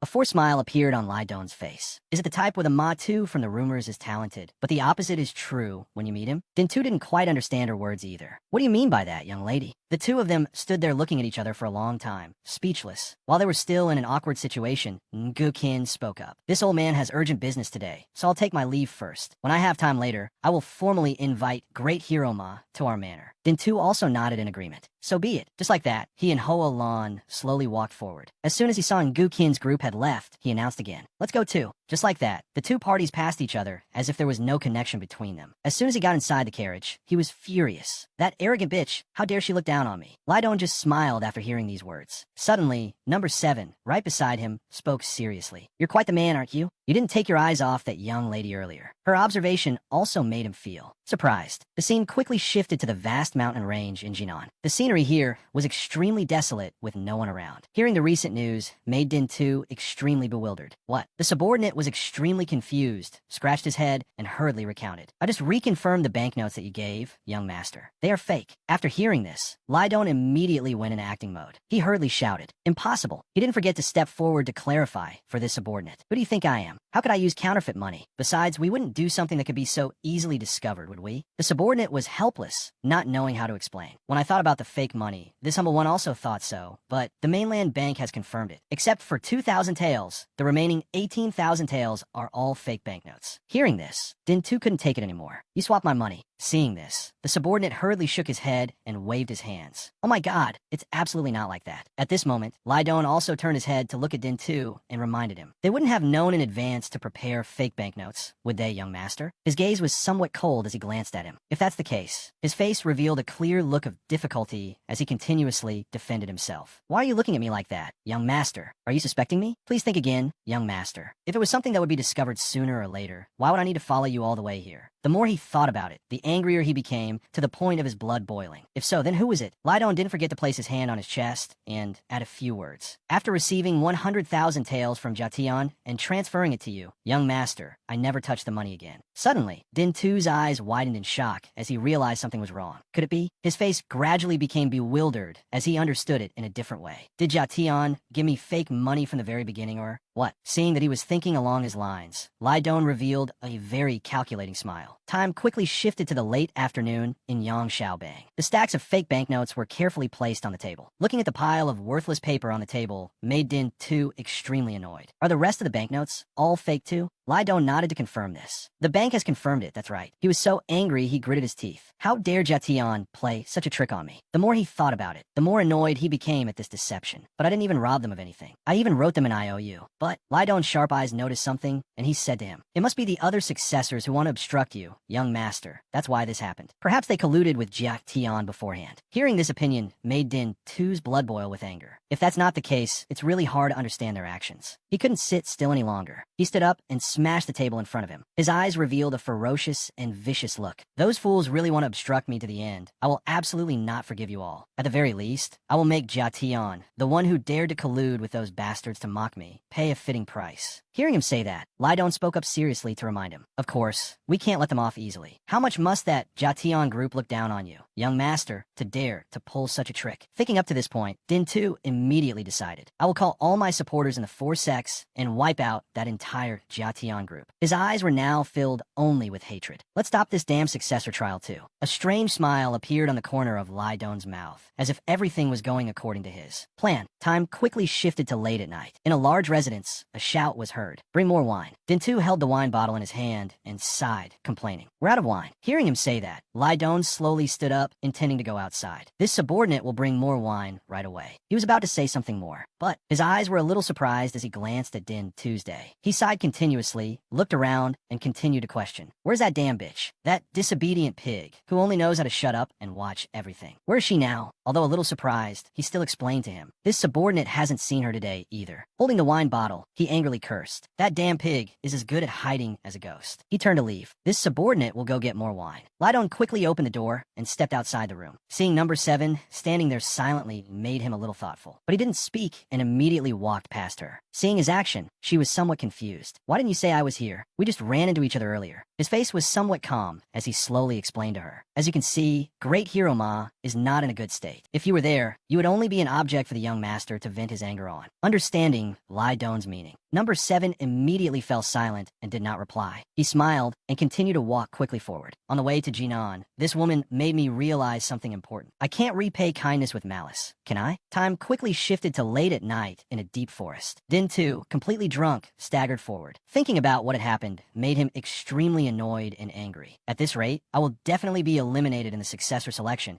and then I will be eliminated by the other successors." The thought of this made him clearly unwilling to accept it. Since it has come to this, what is there to hesitate about? Suddenly, Din Tu remembered Hoa Lan's beautiful and cold face. A very smug smile appeared on the corner of his mouth as he thought, "You dare say I'm like that damn trash? Then today, this young master will enter your room." Staggering on the ground, a vicious plan formed in his mind. "Even if I'm drunk, I must make you submit." Suddenly, as he was walking, he slowly stopped. Looking at the mysterious person in front of him made him somewhat surprised. Realizing something was wrong, Din Tu asked coldly, "Who are you?" This Lai Dong coldly replied to his words, "I heard you can't pay back the 100,000 taels you borrowed from us, so you're planning to leave." Shandong, hearing this, his face revealed clear anger. "Jia Tian." The mysterious person slowly drew his sword and declared, "No one who touches Jia Tian's money can survive." Realizing he was in this situation made him so angry that he drew his blade immediately. "Damn it, you gave me fake banknotes, and you still dare to show your face to me?" Without any hesitation or reluctance, he immediately rushed forward. "You bastard, you're finished today." Din Tu and the mysterious person quickly drew their swords and confronted each other. The mysterious person looked at his current strength and was somewhat surprised. He is indeed a master. A 25-year-old man, so drunk he's delirious, can still emit such a powerful aura. The two fought continuously, neither giving an inch in the deep forest. Seeing that he was gradually gaining the upper hand made Din Tu somewhat smug. "A brat who only knows how to defend dares to block my way?" Lai Dong's eyes remained very cold, not saying another word. The two sides clashed again fiercely, but he seemed to be at a disadvantage and slowly retreated. His eyes quickly realized something was wrong. "I have to pretend to be weaker than Ma Din Tuesday." It turned out he understood that number 7 could observe these things because it was very likely that woman. The two continued to fight fiercely, although Din Tu was somewhat contemptuous. "You damn rat, you're good at running away, aren't you?" He angrily held his sword, preparing to rush forward to finish him. "I have things to do, so you should die early." The sharp tip of the sword shot forward quickly. Drops of blood continuously splattered into the air, a very gruesome scene. Looking at the scene before him, Din Tu was a little frozen, unable to believe his eyes. He slowly directed his gaze downwards. He didn't know when, but Lai Dong had stabbed him through the body. "What is this?" Due to the extreme pain, his body could no longer bear it, and he vomited blood. Lai Dong's eyes were somewhat cold as he asked, "You intended to take over Shandong?" These words made him somewhat surprised to the point of disbelief. He continued to question, "You intended to eliminate all the family sects that wouldn't obey." Din Tu hurriedly realized, "You're not from Jiatian." He still held the sword firmly and pushed it deeper. His body became increasingly painful to the point of despair. Din Tu slowly collapsed to the ground. Lai Don's eyes were still very cold. You wanted to throw the martial world into chaos. Before falling, he still asked himself, "Who on earth are you?" This Lai Don continued to rebuke, "And also, you dared to covet my fiancée." At this moment, Din Tu's eyes widened as he looked at Lai Don in front of him. But it was all too late. He had ended his life. Until the moment of his death, Din Tu still didn't understand why he had died such an unjust death. But Lai Don was very calm about his recent action. After completely defeating Din Tu, he stood there silently. He looked at the cold, breathless corpse of him still lying there. Before leaving, Lai Don didn't forget to warn, "Anyone who doesn't pay Jiatian back will surely."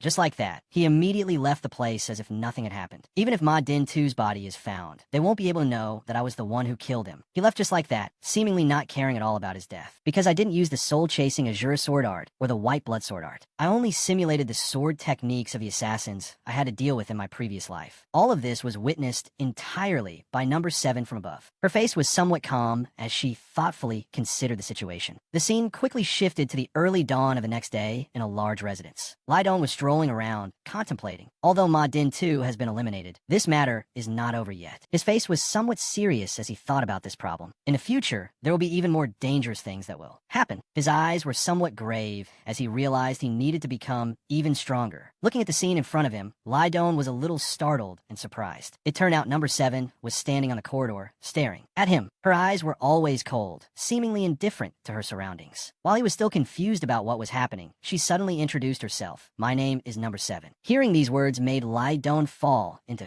silent contemplation. He was still very curious about the woman in front of him. Not a name, but a number. As expected, she was specially raised by some organization. Also, Ma Din Tu is dead. She has no more business here, so she's telling me her name as a farewell." A strange smile finally appeared on the corner of Lai Don's mouth. He gently glanced at number 7 and praised her. "That's a beautiful name." She seemed to have no strange reaction to this compliment. She was about to turn and leave when he suddenly called out from behind, "Wait." Feeling annoyed and confused, she slowly turned her head to look at him. Lai Don voiced the question in his heart, "Why do you always stare at that pond?" She just remained silent after hearing these words. After a long moment of thought, number 7 slowly explained, "Because I heard that lotus flowers will bloom from the mud." This explanation also made Lai Don realize something. Seeing that there were no more questions, she continued to walk forward. At this time, the scene had shifted to the vast martial arts alliance. A subordinate hurriedly entered to report everything. "It's regrettable, but your son, young hero Ma Din Tu, is dead." Ma Bong didn't seem to care much and continued to stare at the document in his hand. "Who killed him?" Thiet Long immediately stated his thoughts. "It seems to be one of the successors." Hearing this, he didn't seem to care and slowly placed the documents down on the table. "I will handle this myself." Next report, Thiet Long seriously explained to him. "This incident has caused quite a stir among the public. This subordinate thinks the alliance leader should summon the young masters back to the residence." Hearing this, he was a little thoughtful. "I can't do that." Ma Bong continued to voice the thoughts that were giving him a headache, despite their opposition. "You've already sent people to monitor them. Besides, you know what's happening there better than I do. I've already compromised this much. I can't accept the request to summon the successors back again." Thiet Long became very serious and declared, "We can't ignore public opinion." Ma Bong's cold eyes glanced at him. "You should be the first one to stop looking down on me." He sighed and seriously replied, "Alliance leader, you've misunderstood." His face still looked extremely annoyed as he questioned, "The order has been given. While we're at it, I want to ask you a question. Why did you support me becoming the alliance leader?" Thiet Long bowed very respectfully, because this subordinate greatly respects the alliance leader. But he just dismissed these words with contempt. "Stop barking. Say something more pleasant to the ear." It seemed he had discovered something. "Who is really behind you?" Thiet Long's face was frighteningly calm as he replied, "Someone behind this subordinate? There's no one. This subordinate sincerely respects the alliance leader." Hearing the answer he wanted, Ma Bong also let out a soft laugh. He coldly ordered, "All right, you may leave." He nodded in understanding. "Then I won't disturb the alliance leader's rest any longer." Just like that, he turned and walked outside. Ma Bong was still watching his retreating back. In his mind, he already had his own calculations. "If you all just see me as a lecherous old man, intending to choose me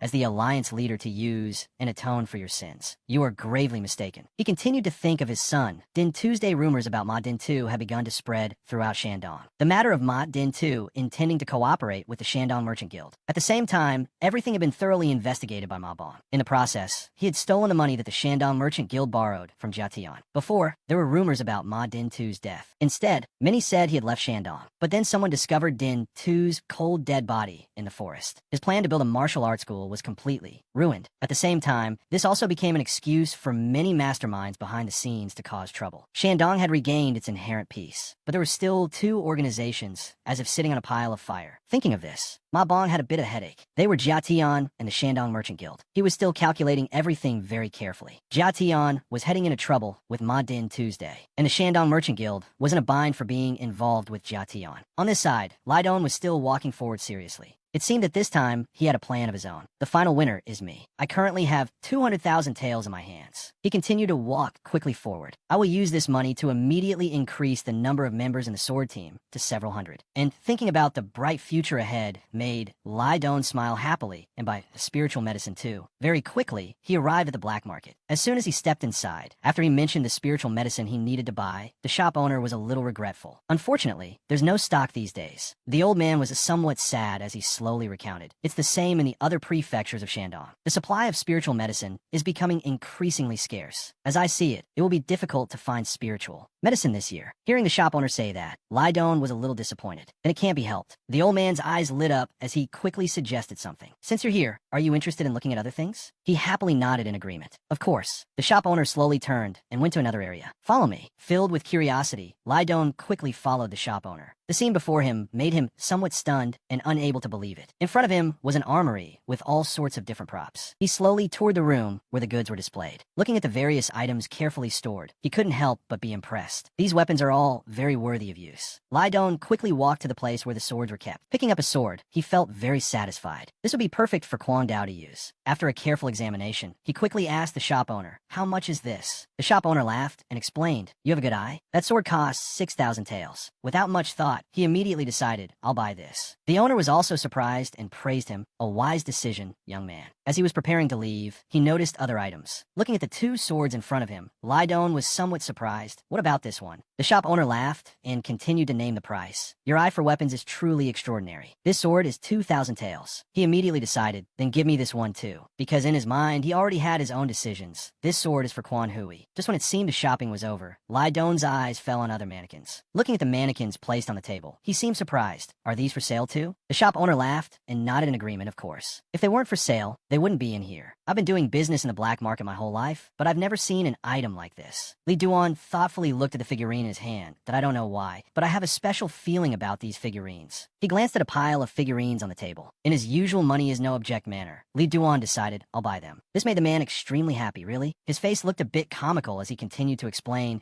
that it's a bit strange for me to say this, but no one has ever been willing to spend 2,000 taels to buy these figurines. He just calmly looked at the small figurines. Everything has a beginning, doesn't it? Time quickly passed to late afternoon in a cave. Li Duan stood there. Looking at the figurines right before his eyes made him somewhat pensive. He had bought all the figurines and placed them on the ground. It seemed he was extremely curious about these figurines placed before him. These figurines certainly weren't made arbitrarily. They're clearly trying to recreate some kind of technique. He stared intently at one of the figurines in front of him. After thinking for a short while, he immediately struck the exact same pose. Then he quickly tested his strength. His subsequent series of actions all mimicked the figurines. As time passed, he continued to study seriously and enthusiastically. The corner of Li Duan's mouth revealed a triumphant smile that I can feel it. It seemed the figurines were a priceless lesson for him. These are figurines made by a master who understands martial arts. Time shifted to late night in a large stone cave. Regardless of the passing time, Li Duan continued to seriously practice martial arts. He was learning from each of the figurines' poses one by one. If this were swordsmanship, I would have recognized it immediately. He meticulously practiced the various poses one after another. But this is a completely new type of martial art. Therefore, understanding it is not easy at all. Furthermore, this isn't simply a fist technique. He could feel every change in his body. This martial art is a variation of fist techniques. Not just fists and feet, but even the back of the hands and elbows. Li Duan utilized all the poses from the figurines. Knees, shoulders. He studied with such enthusiasm that it seemed nothing could stop him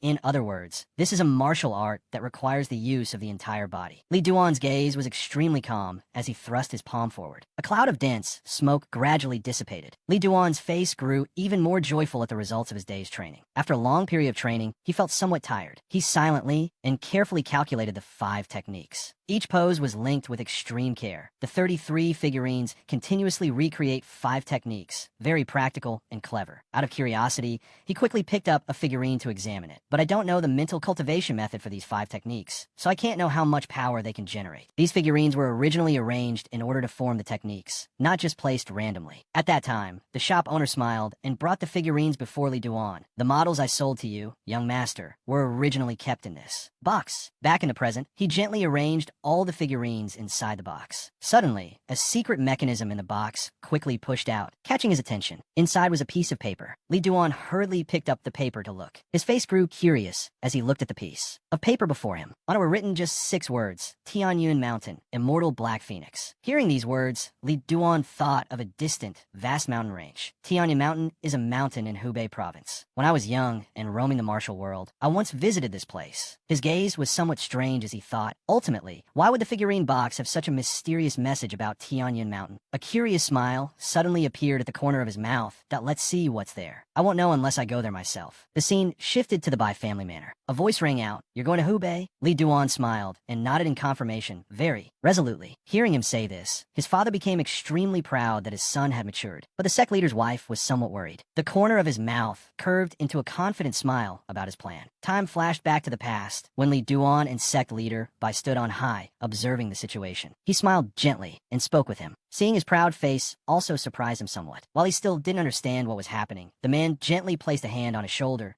"Tea times like these, you must remember this. Sect leader Bai was a good father," smiling as he advised, "even towards your subordinates. You must maintain a respectful attitude and heart." The flashback ended. The corner of Li Duan's mouth curved into a gentle, yet regretful smile. He imagined the scene of himself on the battlefield. When I became the Wolin Alliance leader, if father had been by my side to advise me like this. His eyes at that moment became strangely vicious. Then perhaps my previous life could have been different. He was still lost in thought when his father suddenly spoke. "Lanner came by while you were away." Li Duan was a little startled upon hearing this. What? The sect leader's wife smiled and walked over to tell him everything. "The child came to greet me. Lanner and I had a very pleasant time." Thinking of Hua Lan's face, he was somewhat surprised. "She came to see mother?" Seeing his dazed expression, she smiled gently and asked, "How do you truly feel about Lanner in your heart?" Li Duan didn't think much and just said what he felt, that I'm still the same as before. Right now, I want to do what I want to do more than marry someone. His words also made the sect leader's wife feel worried. "The things you've been doing recently are what you want to do, right?" He nodded firmly in confirmation. "Yes." The corner of her mouth curved into a gentle smile, but her eyes couldn't hide her worry. So as not to make her more sorrowful, he didn't forget to add, "Mother, I've been truly happy recently." Hearing this, both of them breathed a sigh of relief. The sect leader's wife laughed and nodded in agreement. "All right, that's good enough." Sect leader Bai, right beside her, also looked at him gently with an affectionate gaze. The scene quickly shifted to the Song family manor. Seeing Li Duan appear made Wu Jing feel extremely happy. "You little rascal, you've come to visit?" He quickly bowed to him. "Greetings, Manor Lord." The man immediately pulled him inside,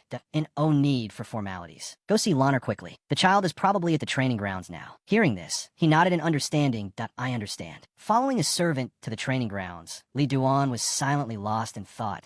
"I originally planned to go to Tianyun Mountain, but I came here to express my gratitude to the young lady who visited my mother in my absence." He walked forward gently, step by step. Besides, Song Wu Jing also punished me by making me come here more often. He was still thinking when the servant led him to the training grounds. The sight before him made him somewhat dazed and unfocused. Hualan paid no attention to her surroundings. She was still focused on her martial arts practice. Her eyes were extremely determined as she executed each move with ease and speed. Her beautiful face, combined with that determination, further highlighted her beauty. While practicing, Hualan was suddenly startled to notice that Li Duan had appeared. Even her guard was surprised to see him here. He was silently lost in thought that she's performing the technique I once criticized. At that moment, the guard quickly announced, "Young Master Bai has arrived." Seeing this, Hualan was surprised and stopped her sword. Seeing him walk towards her, she calmly asked, "You're here?" He smiled and gently asked her, "Am I disturbing your training?" Hearing this, she shook her head, smiled, and replied, "Not at all. I was just about to finish today's training session anyway." Remembering something, Li Duan stood right in front of her. "I heard you visited my home." She nodded in confirmation.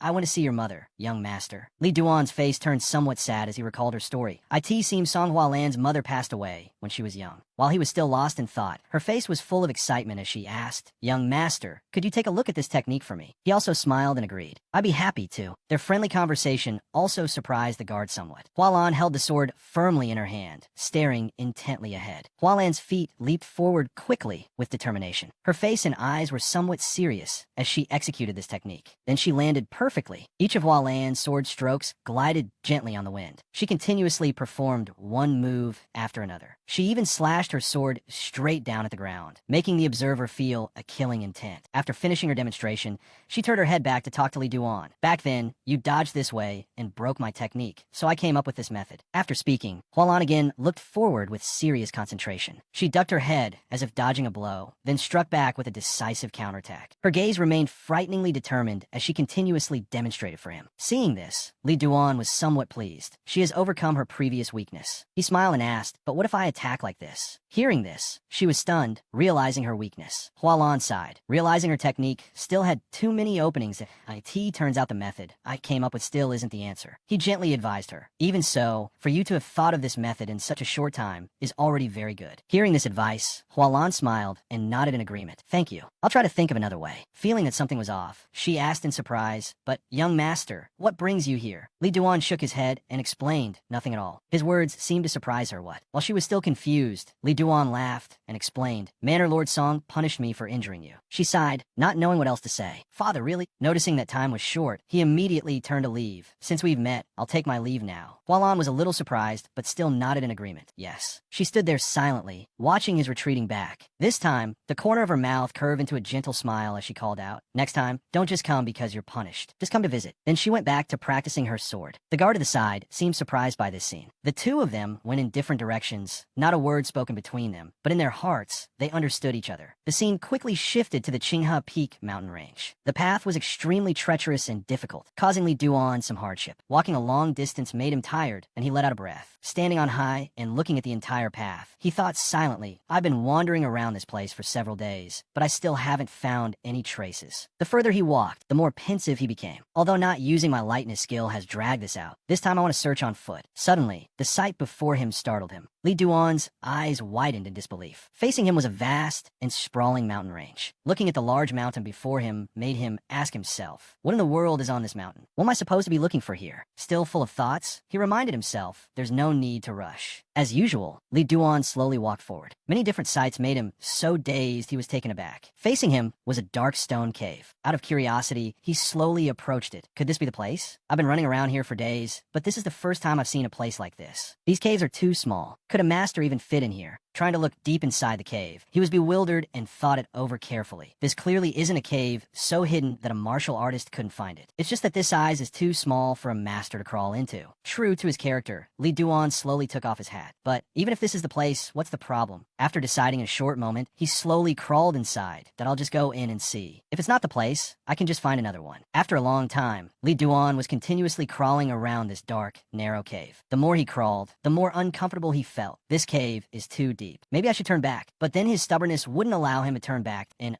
since I've started, I have to see it through to the end. A strange ray of light finally appeared before his eyes. Seeing this light, Li Duan's face revealed a clear look of joy light. After walking for a while, he finally came across a large cave deep inside the mountain. This place even had a pool of water, and everything was normal. Out of curiosity, Li Duan stood up and walked around to inspect it. How can a place like this exist inside a cave? While searching, he continuously looked up and around. Something that caught his eye made him dazed. Up there was a type of herb that immediately caught his attention. Could that be? Li Duan was a bit frozen, unable to believe that such an herb existed here. Sun sandgrass. This is the herb that helps martial artists. Li Duan slowly approached what was called an herb. Gain a cycle of internal energy, cultivation instantly. I can't believe there's sun. Sandgrass here. Suddenly, a sound by his ear caught his attention. Right in front of Li Duan was an enormous, demonic snake. Seeing its ferocious appearance, he gradually felt the situation was not good. The Dark King Serpent. Spiritual medicines like sun, sand, grass usually have a spiritual beast guarding them. Looking into its fierce eyes, he realized something was wrong, that if one hasn't reached the realm of invulnerability to all poisons, a bite from it means instant death. Li Duan was no pushover and drew his sword, preparing to fight back. I'll unleash my sword chi to kill it and take the sun sandgrass. Suddenly remembering something was wrong, he reminded himself, wait. A bold idea popped into his head. Why didn't the person who made the figurines kill the Dark King Serpent and eat the sun sandgrass? Why go through the trouble of making a special box for the figurines, and then lead the person who discovers the secret to this place? Thinking this, he slowly sheathed his sword. Too many different hypotheses were raised, making him ponder, it seems I've missed something. Realizing something was wrong, he slowly turned his head to look behind him. A small cave came into Li Duan's view. There's a crack over there. Without any hesitation, he immediately turned and left. The demonic snake remained on one side, waiting to see what he would do next. Driven by his instincts, he slowly entered the small crack. His face was extremely curious as he carefully examined everything in this place. Feeling that something was not right, Li Duan glanced to the side. It turned out there was a dried-up corpse sitting quietly. There, perhaps this person came in here to train and died so long ago that only a skeleton remained. Li Duan looked in surprise at the book placed neatly on the ground. He slowly picked up the book to read the remaining words, Secret Art of the Immortal Crane. Without any hesitation, he slowly opened the book and flipped through the pages. On it were clearly written many things he had never known that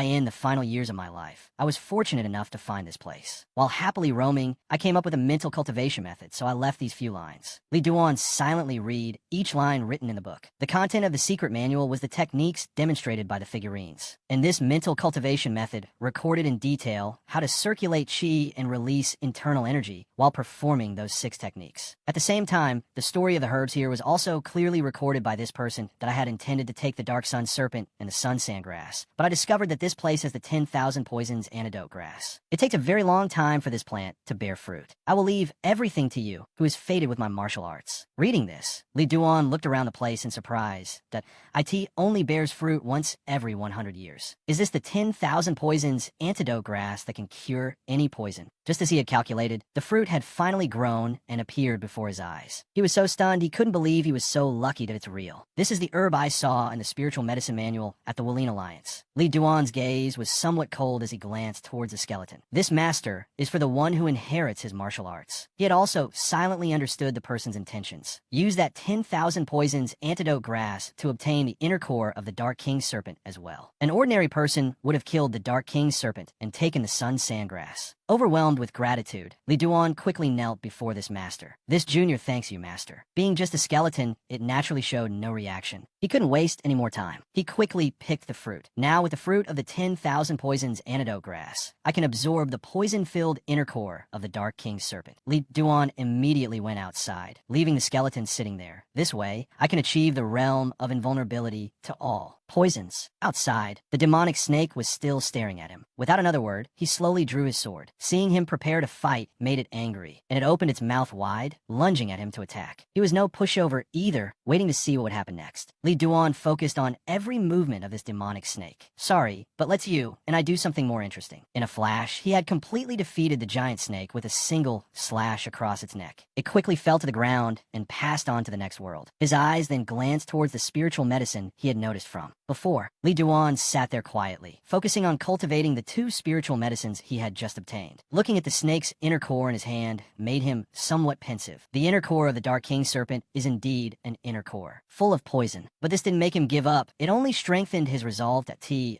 reach the realm of invulnerability to all poisons. I will eat this inner core to let the poison spread throughout my body. Then I will eat the 10,000 poisons antidote grass. If I'm even slightly careless in this, I could lose my life. Li Duan opened his mouth wide and put the snake's inner core into his mouth. But I can't miss this opportunity to reach the realm of invulnerability to all poisons. Then he immediately swallowed the inner core. In the first second, he felt something was wrong with his body. His blood vessels bulged continuously, and his body endured immense pain. He continuously clenched his teeth, helplessly enduring it, bit by bit. Even his hands had turned a frightening shade of purple. In the dark, moss-covered space, Li Duan writhed in agony. It was as if Li Duan was lost in a dark and gloomy space, sitting there helplessly. This is horrible. My whole body feels like it's turned into a pile of filthy sludge. It feels like my internal organs are melting. I can't take it anymore. Suddenly, he noticed the herb that the master had left for him. After thinking for a moment, he slowly reached for the herb that I have to eat the 10,000 poisons antidote grass right now. His face had turned purple as the poison spread through his body. And oh, if I eat it now, I'll fail. His vision gradually blurred. He couldn't see anything anymore. Just as Li Duan thought his life was about to end, a ray of light suddenly flashed. Looking at this light, he realized his opportunity had come. All right, now's the time. The poison has spread throughout my entire body. He looked at the medicinal pills placed neatly in his hand hand that if I eat the 10,000 poisons antidote grass now. Li Duan's body gradually transformed, causing him to lose his sight. Damn it, my body. His eyes gradually closed. He could still see the spiritual pills in his hand that I can't move anymore. In his mind, he unconsciously thought of the scene of himself sitting at the table with his family. That day, he happily spoke of what he had felt that it was the day I defeated the Fist King and returned home after a long time. His mother still listened gently to his stories. That day, I told Mother everything. How I defeated the Fist King, what achievements I had made over time. He felt that something was not right. Li Duan looked closely at his mother's face in surprise. He realized the wrinkles on her face were increasing day by day. Back then, did Mother's face have so many wrinkles? Her eyes had become visibly sad, but she still didn't tell him. And so he continued to tell his story happily, even though his father was standing right behind him. That day, I was so engrossed in my own affairs that I didn't even look at Mother once. I couldn't see the wrinkles that were increasing day by day. His mother just gently placed a piece of boneless fish into his bowl. In that same gentle voice, she gently advised, "My son is so capable. Eat a lot to have the strength to try even harder." At that moment, he could only pray to the heavens that time would not pass so quickly. Mother, my mother. He cherished that moment dearly. Back in reality, Li Duan had collapsed onto the ground. His hands, holding the medicinal pills, had turned a frightening shade of purple. He could do nothing more than lie there, completely still. I can't die like this. He stared at the medicinal pills on the ground. I still have so much to do. Then, he recalled the gentle face of the Madam's sect master telling him, "Son, you'll do well, won't you?" Those words of encouragement in his mind strengthened Li Duan's resolve. He struggled to pick up the medicinal pills with his hand. Without a second thought, he quickly put all of them into his mouth. As he put them in his mouth, his face contorted in extreme discomfort, waiting to see what would happen. Feeling a little better, he slowly opened his eyes to look around. But then, Li Duan slowly closed his eyes shut again. He tiredly lay sleeping on the ground here. A long time passed, and Li Duan slowly opened his eyes, waking up from a long sleep. He sat up abruptly, looking all over his body. I'm not dead yet. The corners of his mouth curved into a joyful smile as he thought. The pain that had invaded my body is gone now. How long has it been? He let out a sigh and quickly decided, compared to that, I must check my body first. I can't delay another moment. Li Duan sat still on the ground and slowly focused. After carefully checking the energy flows in his body, the corners of his mouth curved into a joyful smile. I succeeded. His eyes widened as he realized his achievement after a long period of effort. My body has now reached the state of invulnerability to all poisons. From now on, no poison can harm me anymore. Invulnerability to all poisons is a state that cannot be achieved just by having powerful internal energy. The more he thought about it, the more pleased Li Duan felt with this skill of his. In my previous life, I could never reach this state. He slowly stood up and walked around the area. I endured that agony. The corners of his mouth curved into a gentle smile as he quickly glanced in another direction. What caught his eye was a type of Valher that he had noticed a long time ago, and now it was time to claim his reward. Li Duan carefully held the herb in his hand. His face was full of anticipation as he made a decision. I'll eat the roots and all. No sooner said than done. Li Duan opened his mouth wide and ate the herb. He just stood there, devouring the herb to see if it would have any effect. He even swallowed loudly to see what would happen. Li Duan sat still on the ground again, slowly taking deep breaths. It seemed his body was gradually undergoing a strange new change. A strange white light continuously radiated from his body. The scene here became incredibly mystical as he sat there, focused on his cultivation. He could feel streams of energy continuously flowing around his body. Li Duan frowned, feeling the incessant light radiating from his palms. A long time passed, and the wind continuously blew his hair up into the air. He slowly opened his eyes. His gaze had also changed a lot. Immediately after, it returned to normal as if nothing had happened. He gently looked at the power within his body that had slowly changed. Having successfully obtained one cycle of internal energy, I have now accumulated 2 cycles of internal energy. At this level, I can execute 4 techniques. The corners of his mouth curved into a happy smile, waiting to see what would happen next. His gaze grew stranger as he stared intently ahead. Li Duan slowly raised his hand to test the extent of his current power, the secret art of the immortal crane that I obtained here. A light breeze quickly blew past, and he slowly lunged forward. With just a few basic fist forms, his power had become incredibly strong. Dust and smoke billowed around, but he was still not satisfied with these techniques. Li Duan began to turn and look forward again. After seizing the right moment, he pushed a powerful wave of chi behind him. His face was extremely serious in contemplation. A martial art that uses the entire body to deal with the enemy. A form of martial art that is both a physical technique and a close-quarters combat art. He continuously spun, throwing a punch from behind. The focus of the attack is not on the punches or kicks. This time, he used his leg to deliver a decisive kick. In this martial art, those are only used as feints to deceive the enemy or for defense. Then, Li Duan struck forward hard with his knee. What kills the opponent are the attacks from the shoulders, knees, and elbows. He continuously delivered incredibly solid blows forward. When the opponent expects a fist, I'll launch an attack with my elbow. Then he continued to change his attacks one by one. They think I'm going to kick, but in reality, I use my shoulder to attack the enemy. He spun and delivered a powerful thrust forward. The powerful gust of wind slammed into the wall, creating a loud noise. After testing the technique this time, Lee Duan let out a gentle sigh of relief. He immediately pulled the secret manual out from his clothes. Looking at this manual in his hand, Lee Duan had his own thoughts. This martial art is clearly a level above the world-frenzied,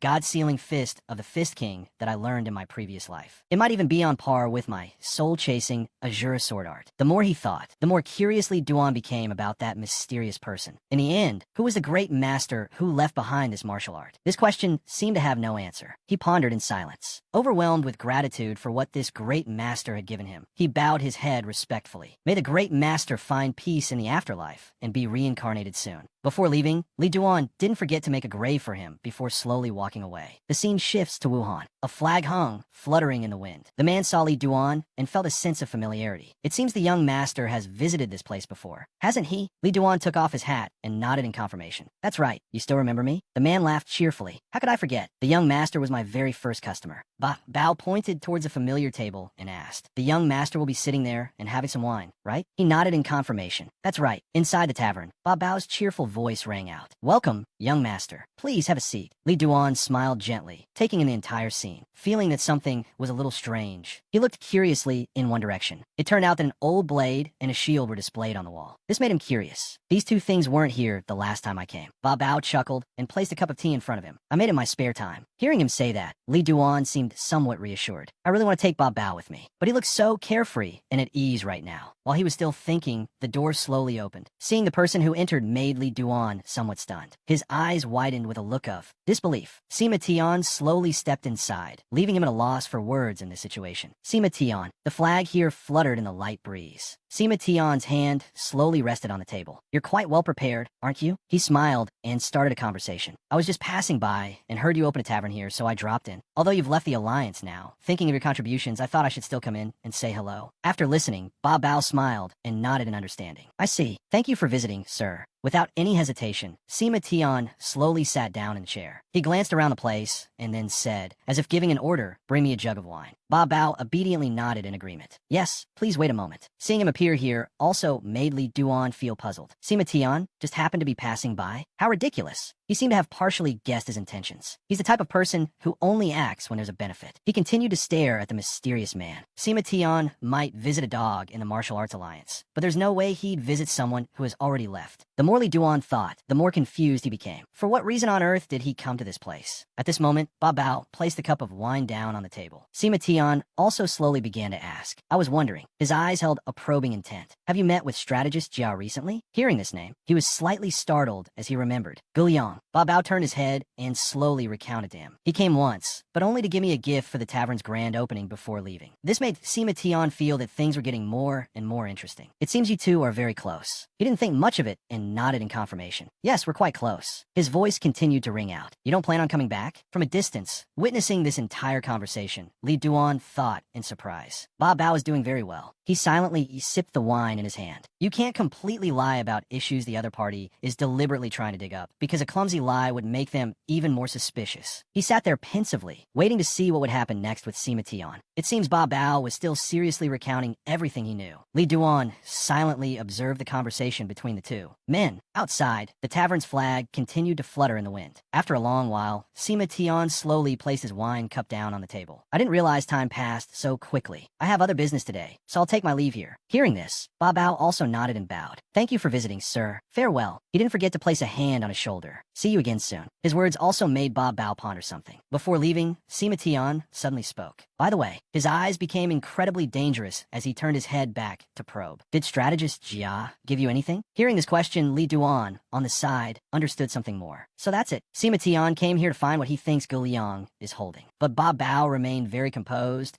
and seriously shook his head in denial. "He didn't give me anything." His gaze was extremely judgmental as he stared at him, trying to see if it was true or not. But his face remained unchanged, without the slightest shift. The corners of Sima Tian's mouth curved into a slight smile. "Is that so?" He smiled, turned his head, and left. Before that, he didn't forget to add a compliment. "I wish you prosperous business. The wine here is quite good." Just like that, Sima Tian and his subordinate left Bao's tavern. tavern. His face was extremely smug as he walked past Li Duan without noticing him. After seeing Sima Tian leave, Li Duan began to think seriously. I don't know exactly what Sima Tian is looking for, but he seemed to understand a part of it when he saw Bob Bao on the side. But his coming all the way here means that Bob Bao has been dragged into this matter. While Bob Bao was still thinking, Li Duan slowly stood up, which seemed to surprise him. He picked up his hat and praised gently. I've had a very refreshing drink. The wine here is truly excellent. Hearing this, he chuckled and nodded in understanding. Thank you, young master. Before leaving, he didn't forget to signal to him. Because the wine is so good, I'll probably come back here tomorrow. As if he had silently understood his meaning, Bob Bao smiled gently. Li Duan turned and walked in another direction. He was lost in his own thoughts. I hope Bob Bao will live happily. Even if I can't make Bob Bao my man, as long as he's happy, I won't take him away. His eyes grew serious as he realized his future purpose. But if Bob Bao gets caught up in something dangerous, then I will resolve the matter before leaving. Time quickly passed to the late afternoon in a large hall. Sima Tian wore a smug smile and quickly reported, Bob Bao is the one who has it. This also made his subordinate walking behind him a little curious. So, does that mean Gu Liang wasn't the one the previous alliance master entrusted the Azura Underworld King sword to? He nodded in confirmation. It might have been that way at first, but he quickly recalled Bob Bao's face. When he was talking to me, he was too calm on my last question, as if Sima Tian's eyes seemed to have realized something. He had already practiced to deal with this situation. This also made the subordinate exclaim in admiration. You're truly sharp, sir. Sima Tian quickly walked to the window to look at the surroundings, but there's something very strange. His face was somewhat pensive as he recalled. If he wanted to hide such a precious item, he even asked himself, why would he leave it in a place so close to the martial arts alliance? I'm really curious about that. Sima Tian frowned, not understanding these matters. The subordinate then spoke up. They clearly have some other intention. I will handle this matter. Hearing this, he felt relieved and turned to leave. All right, I'll entrust this matter to you, but you must remember, it seems Bob Bao is not an easy opponent as they thought. He was once the first captain of the Martial Arts Alliance. You know, the subordinate nodded with great certainty. Of course, sir. Time quickly passed to late evening at an inn in town. Inside the room, Li Duan was still wondering, what on earth is Sima Tian looking for? His face became extremely pensive as he sat there. Is he looking for Guliang's things? Or is he looking for my things? His eyes were incredibly sharp as he stared straight ahead. Bob Bao doesn't have a hobby of collecting some two-page thing, and neither of them has anything particularly important. The more Li Duan thought, the more of a headache he got from these problems. Not gems, not spiritual medicine. I'm a man who has only ever lived by the sword. Remembering something, his eyes widened in disbelief. Could it be? He remembered their true purpose. The Azura Underworld King Sword. He then recalled the words Gu Liang had once said to him. The Alliance Master always used only the Azura Underworld King Sword. According to the Alliance's reports, we have many treasured swords, but the Alliance Master only tried a few before returning them. This made He-Jun ask in some surprise. Was I like that? Gu Liang smiled and continued talking with him. So the Alliance Master loved the Azura Underworld King Sword from the bottom of his heart, to the point that even you yourself didn't realize it. He continued to wipe his sword and recounted, It and I have been together for too long. His eyes held a certain reverence as he looked at the sword in his hand, to the point that it has now become a part of me. He-Jun's words echoed in Li Duan's ears. If I die, you must take this sword and give it to a suitable person. He finally realized. Could it be? He thought of Gu Liang and Bob Bao and speculated. Gu Liang really did take the Azura Underworld King's sword, if Bob Bao is holding it. His face grew serious as he understood everything. Then Sima Tian will not easily give up. Time flashed forward to the next morning at a familiar tavern. Bob Bao smiled and greeted him. The young master really did come back. Li Duan nodded in understanding and chatted with him. It seems I've come a bit early. Hearing this, he shook his head in refusal. Not at all, I was just opening up. Please come in, young master. The sight before him left him somewhat stunned. He was drawn to the object in Bob Bao's hand. A night song insect. Li Duan had some knowledge of this kind of creature. The night song insect is an insect mainly used by the fierce tiger troop. It chirps when someone approaches, mainly used for security, to guard against intrusion at night. Bob Bao is using it to guard against intrusion. Could it be that something has already happened? While he was still thinking, Bob Bao turned around to talk. I just opened, so everything is still a mess. Li Duan still smiled politely in response. I'm the one who should be sorry. Remembering something, he smiled and chatted. If there were more customers like the young master, I'd become a rich man in no time. He chuckled and added, then I must come here every day to make you a rich man. Bob Bao laughed out loud after hearing that. Seeing that he was still being formal, he quickly urged, please sit down, young master. He nodded to him. Don't mind me. I'll just sit here and enjoy the view for a while. Seeing how stubborn he was, Bob Bao could only nod in agreement. Yes. Some time passed, and Li Duan still silently gazed outside pensively. A very strange smile appeared on his lips. Over on his side, Bob Bao was still working diligently. He unconsciously recalled his face from when he used to fight. Bob Bao had probably been dreaming of opening a tavern for a long time. While completing difficult missions for the Alliance. He continued to carefully observe everything inside the tavern. If that's true, then this place must have been his sanctuary at some point. The corners of Lee Duan's mouth curved into a smile as he felt quite relieved for Bob Bao's current life. Suddenly, his eyes stopped on the objects on the wall. What caught his eye was a shield with a sword carefully placed on it. Could it be? In his youth, Heejin always used his familiar sword to go into battle. After spending a long time together, a sword alone can recognize its master. That sword recognizes me. That sword understands my feelings. It had gone into battle with him for a long period of time. His eyes were incredibly fierce when fighting his enemies. It knows when I am enraged and coordinates its attacks according to my will. When the sword and emotions are one, the attack's power will be amplified even further. Back in reality, Lee Duan looked at the two misshapen objects hung carefully on the wall. He seemed to have understood something more. Before, when I released my chi, the Azura Underworld King sword would react. But now my physical body is that of Bai Lee Duan. Will it still be able to recognize me? A question arose in Lee Duan's mind right then. Should I use the heavenly martial heart protecting art too? Give it a try? As it happens, Ba Bao isn't here right now. After thinking for a short while, he slowly stood up. He walked towards the sword right in front of him. Without much thought, Lee Duan slowly closed his eyes tightly. The sword emitted a mesmerizing light that caught his attention, but it quickly returned to normal, making him sense something. His eyes widened as he finally realized the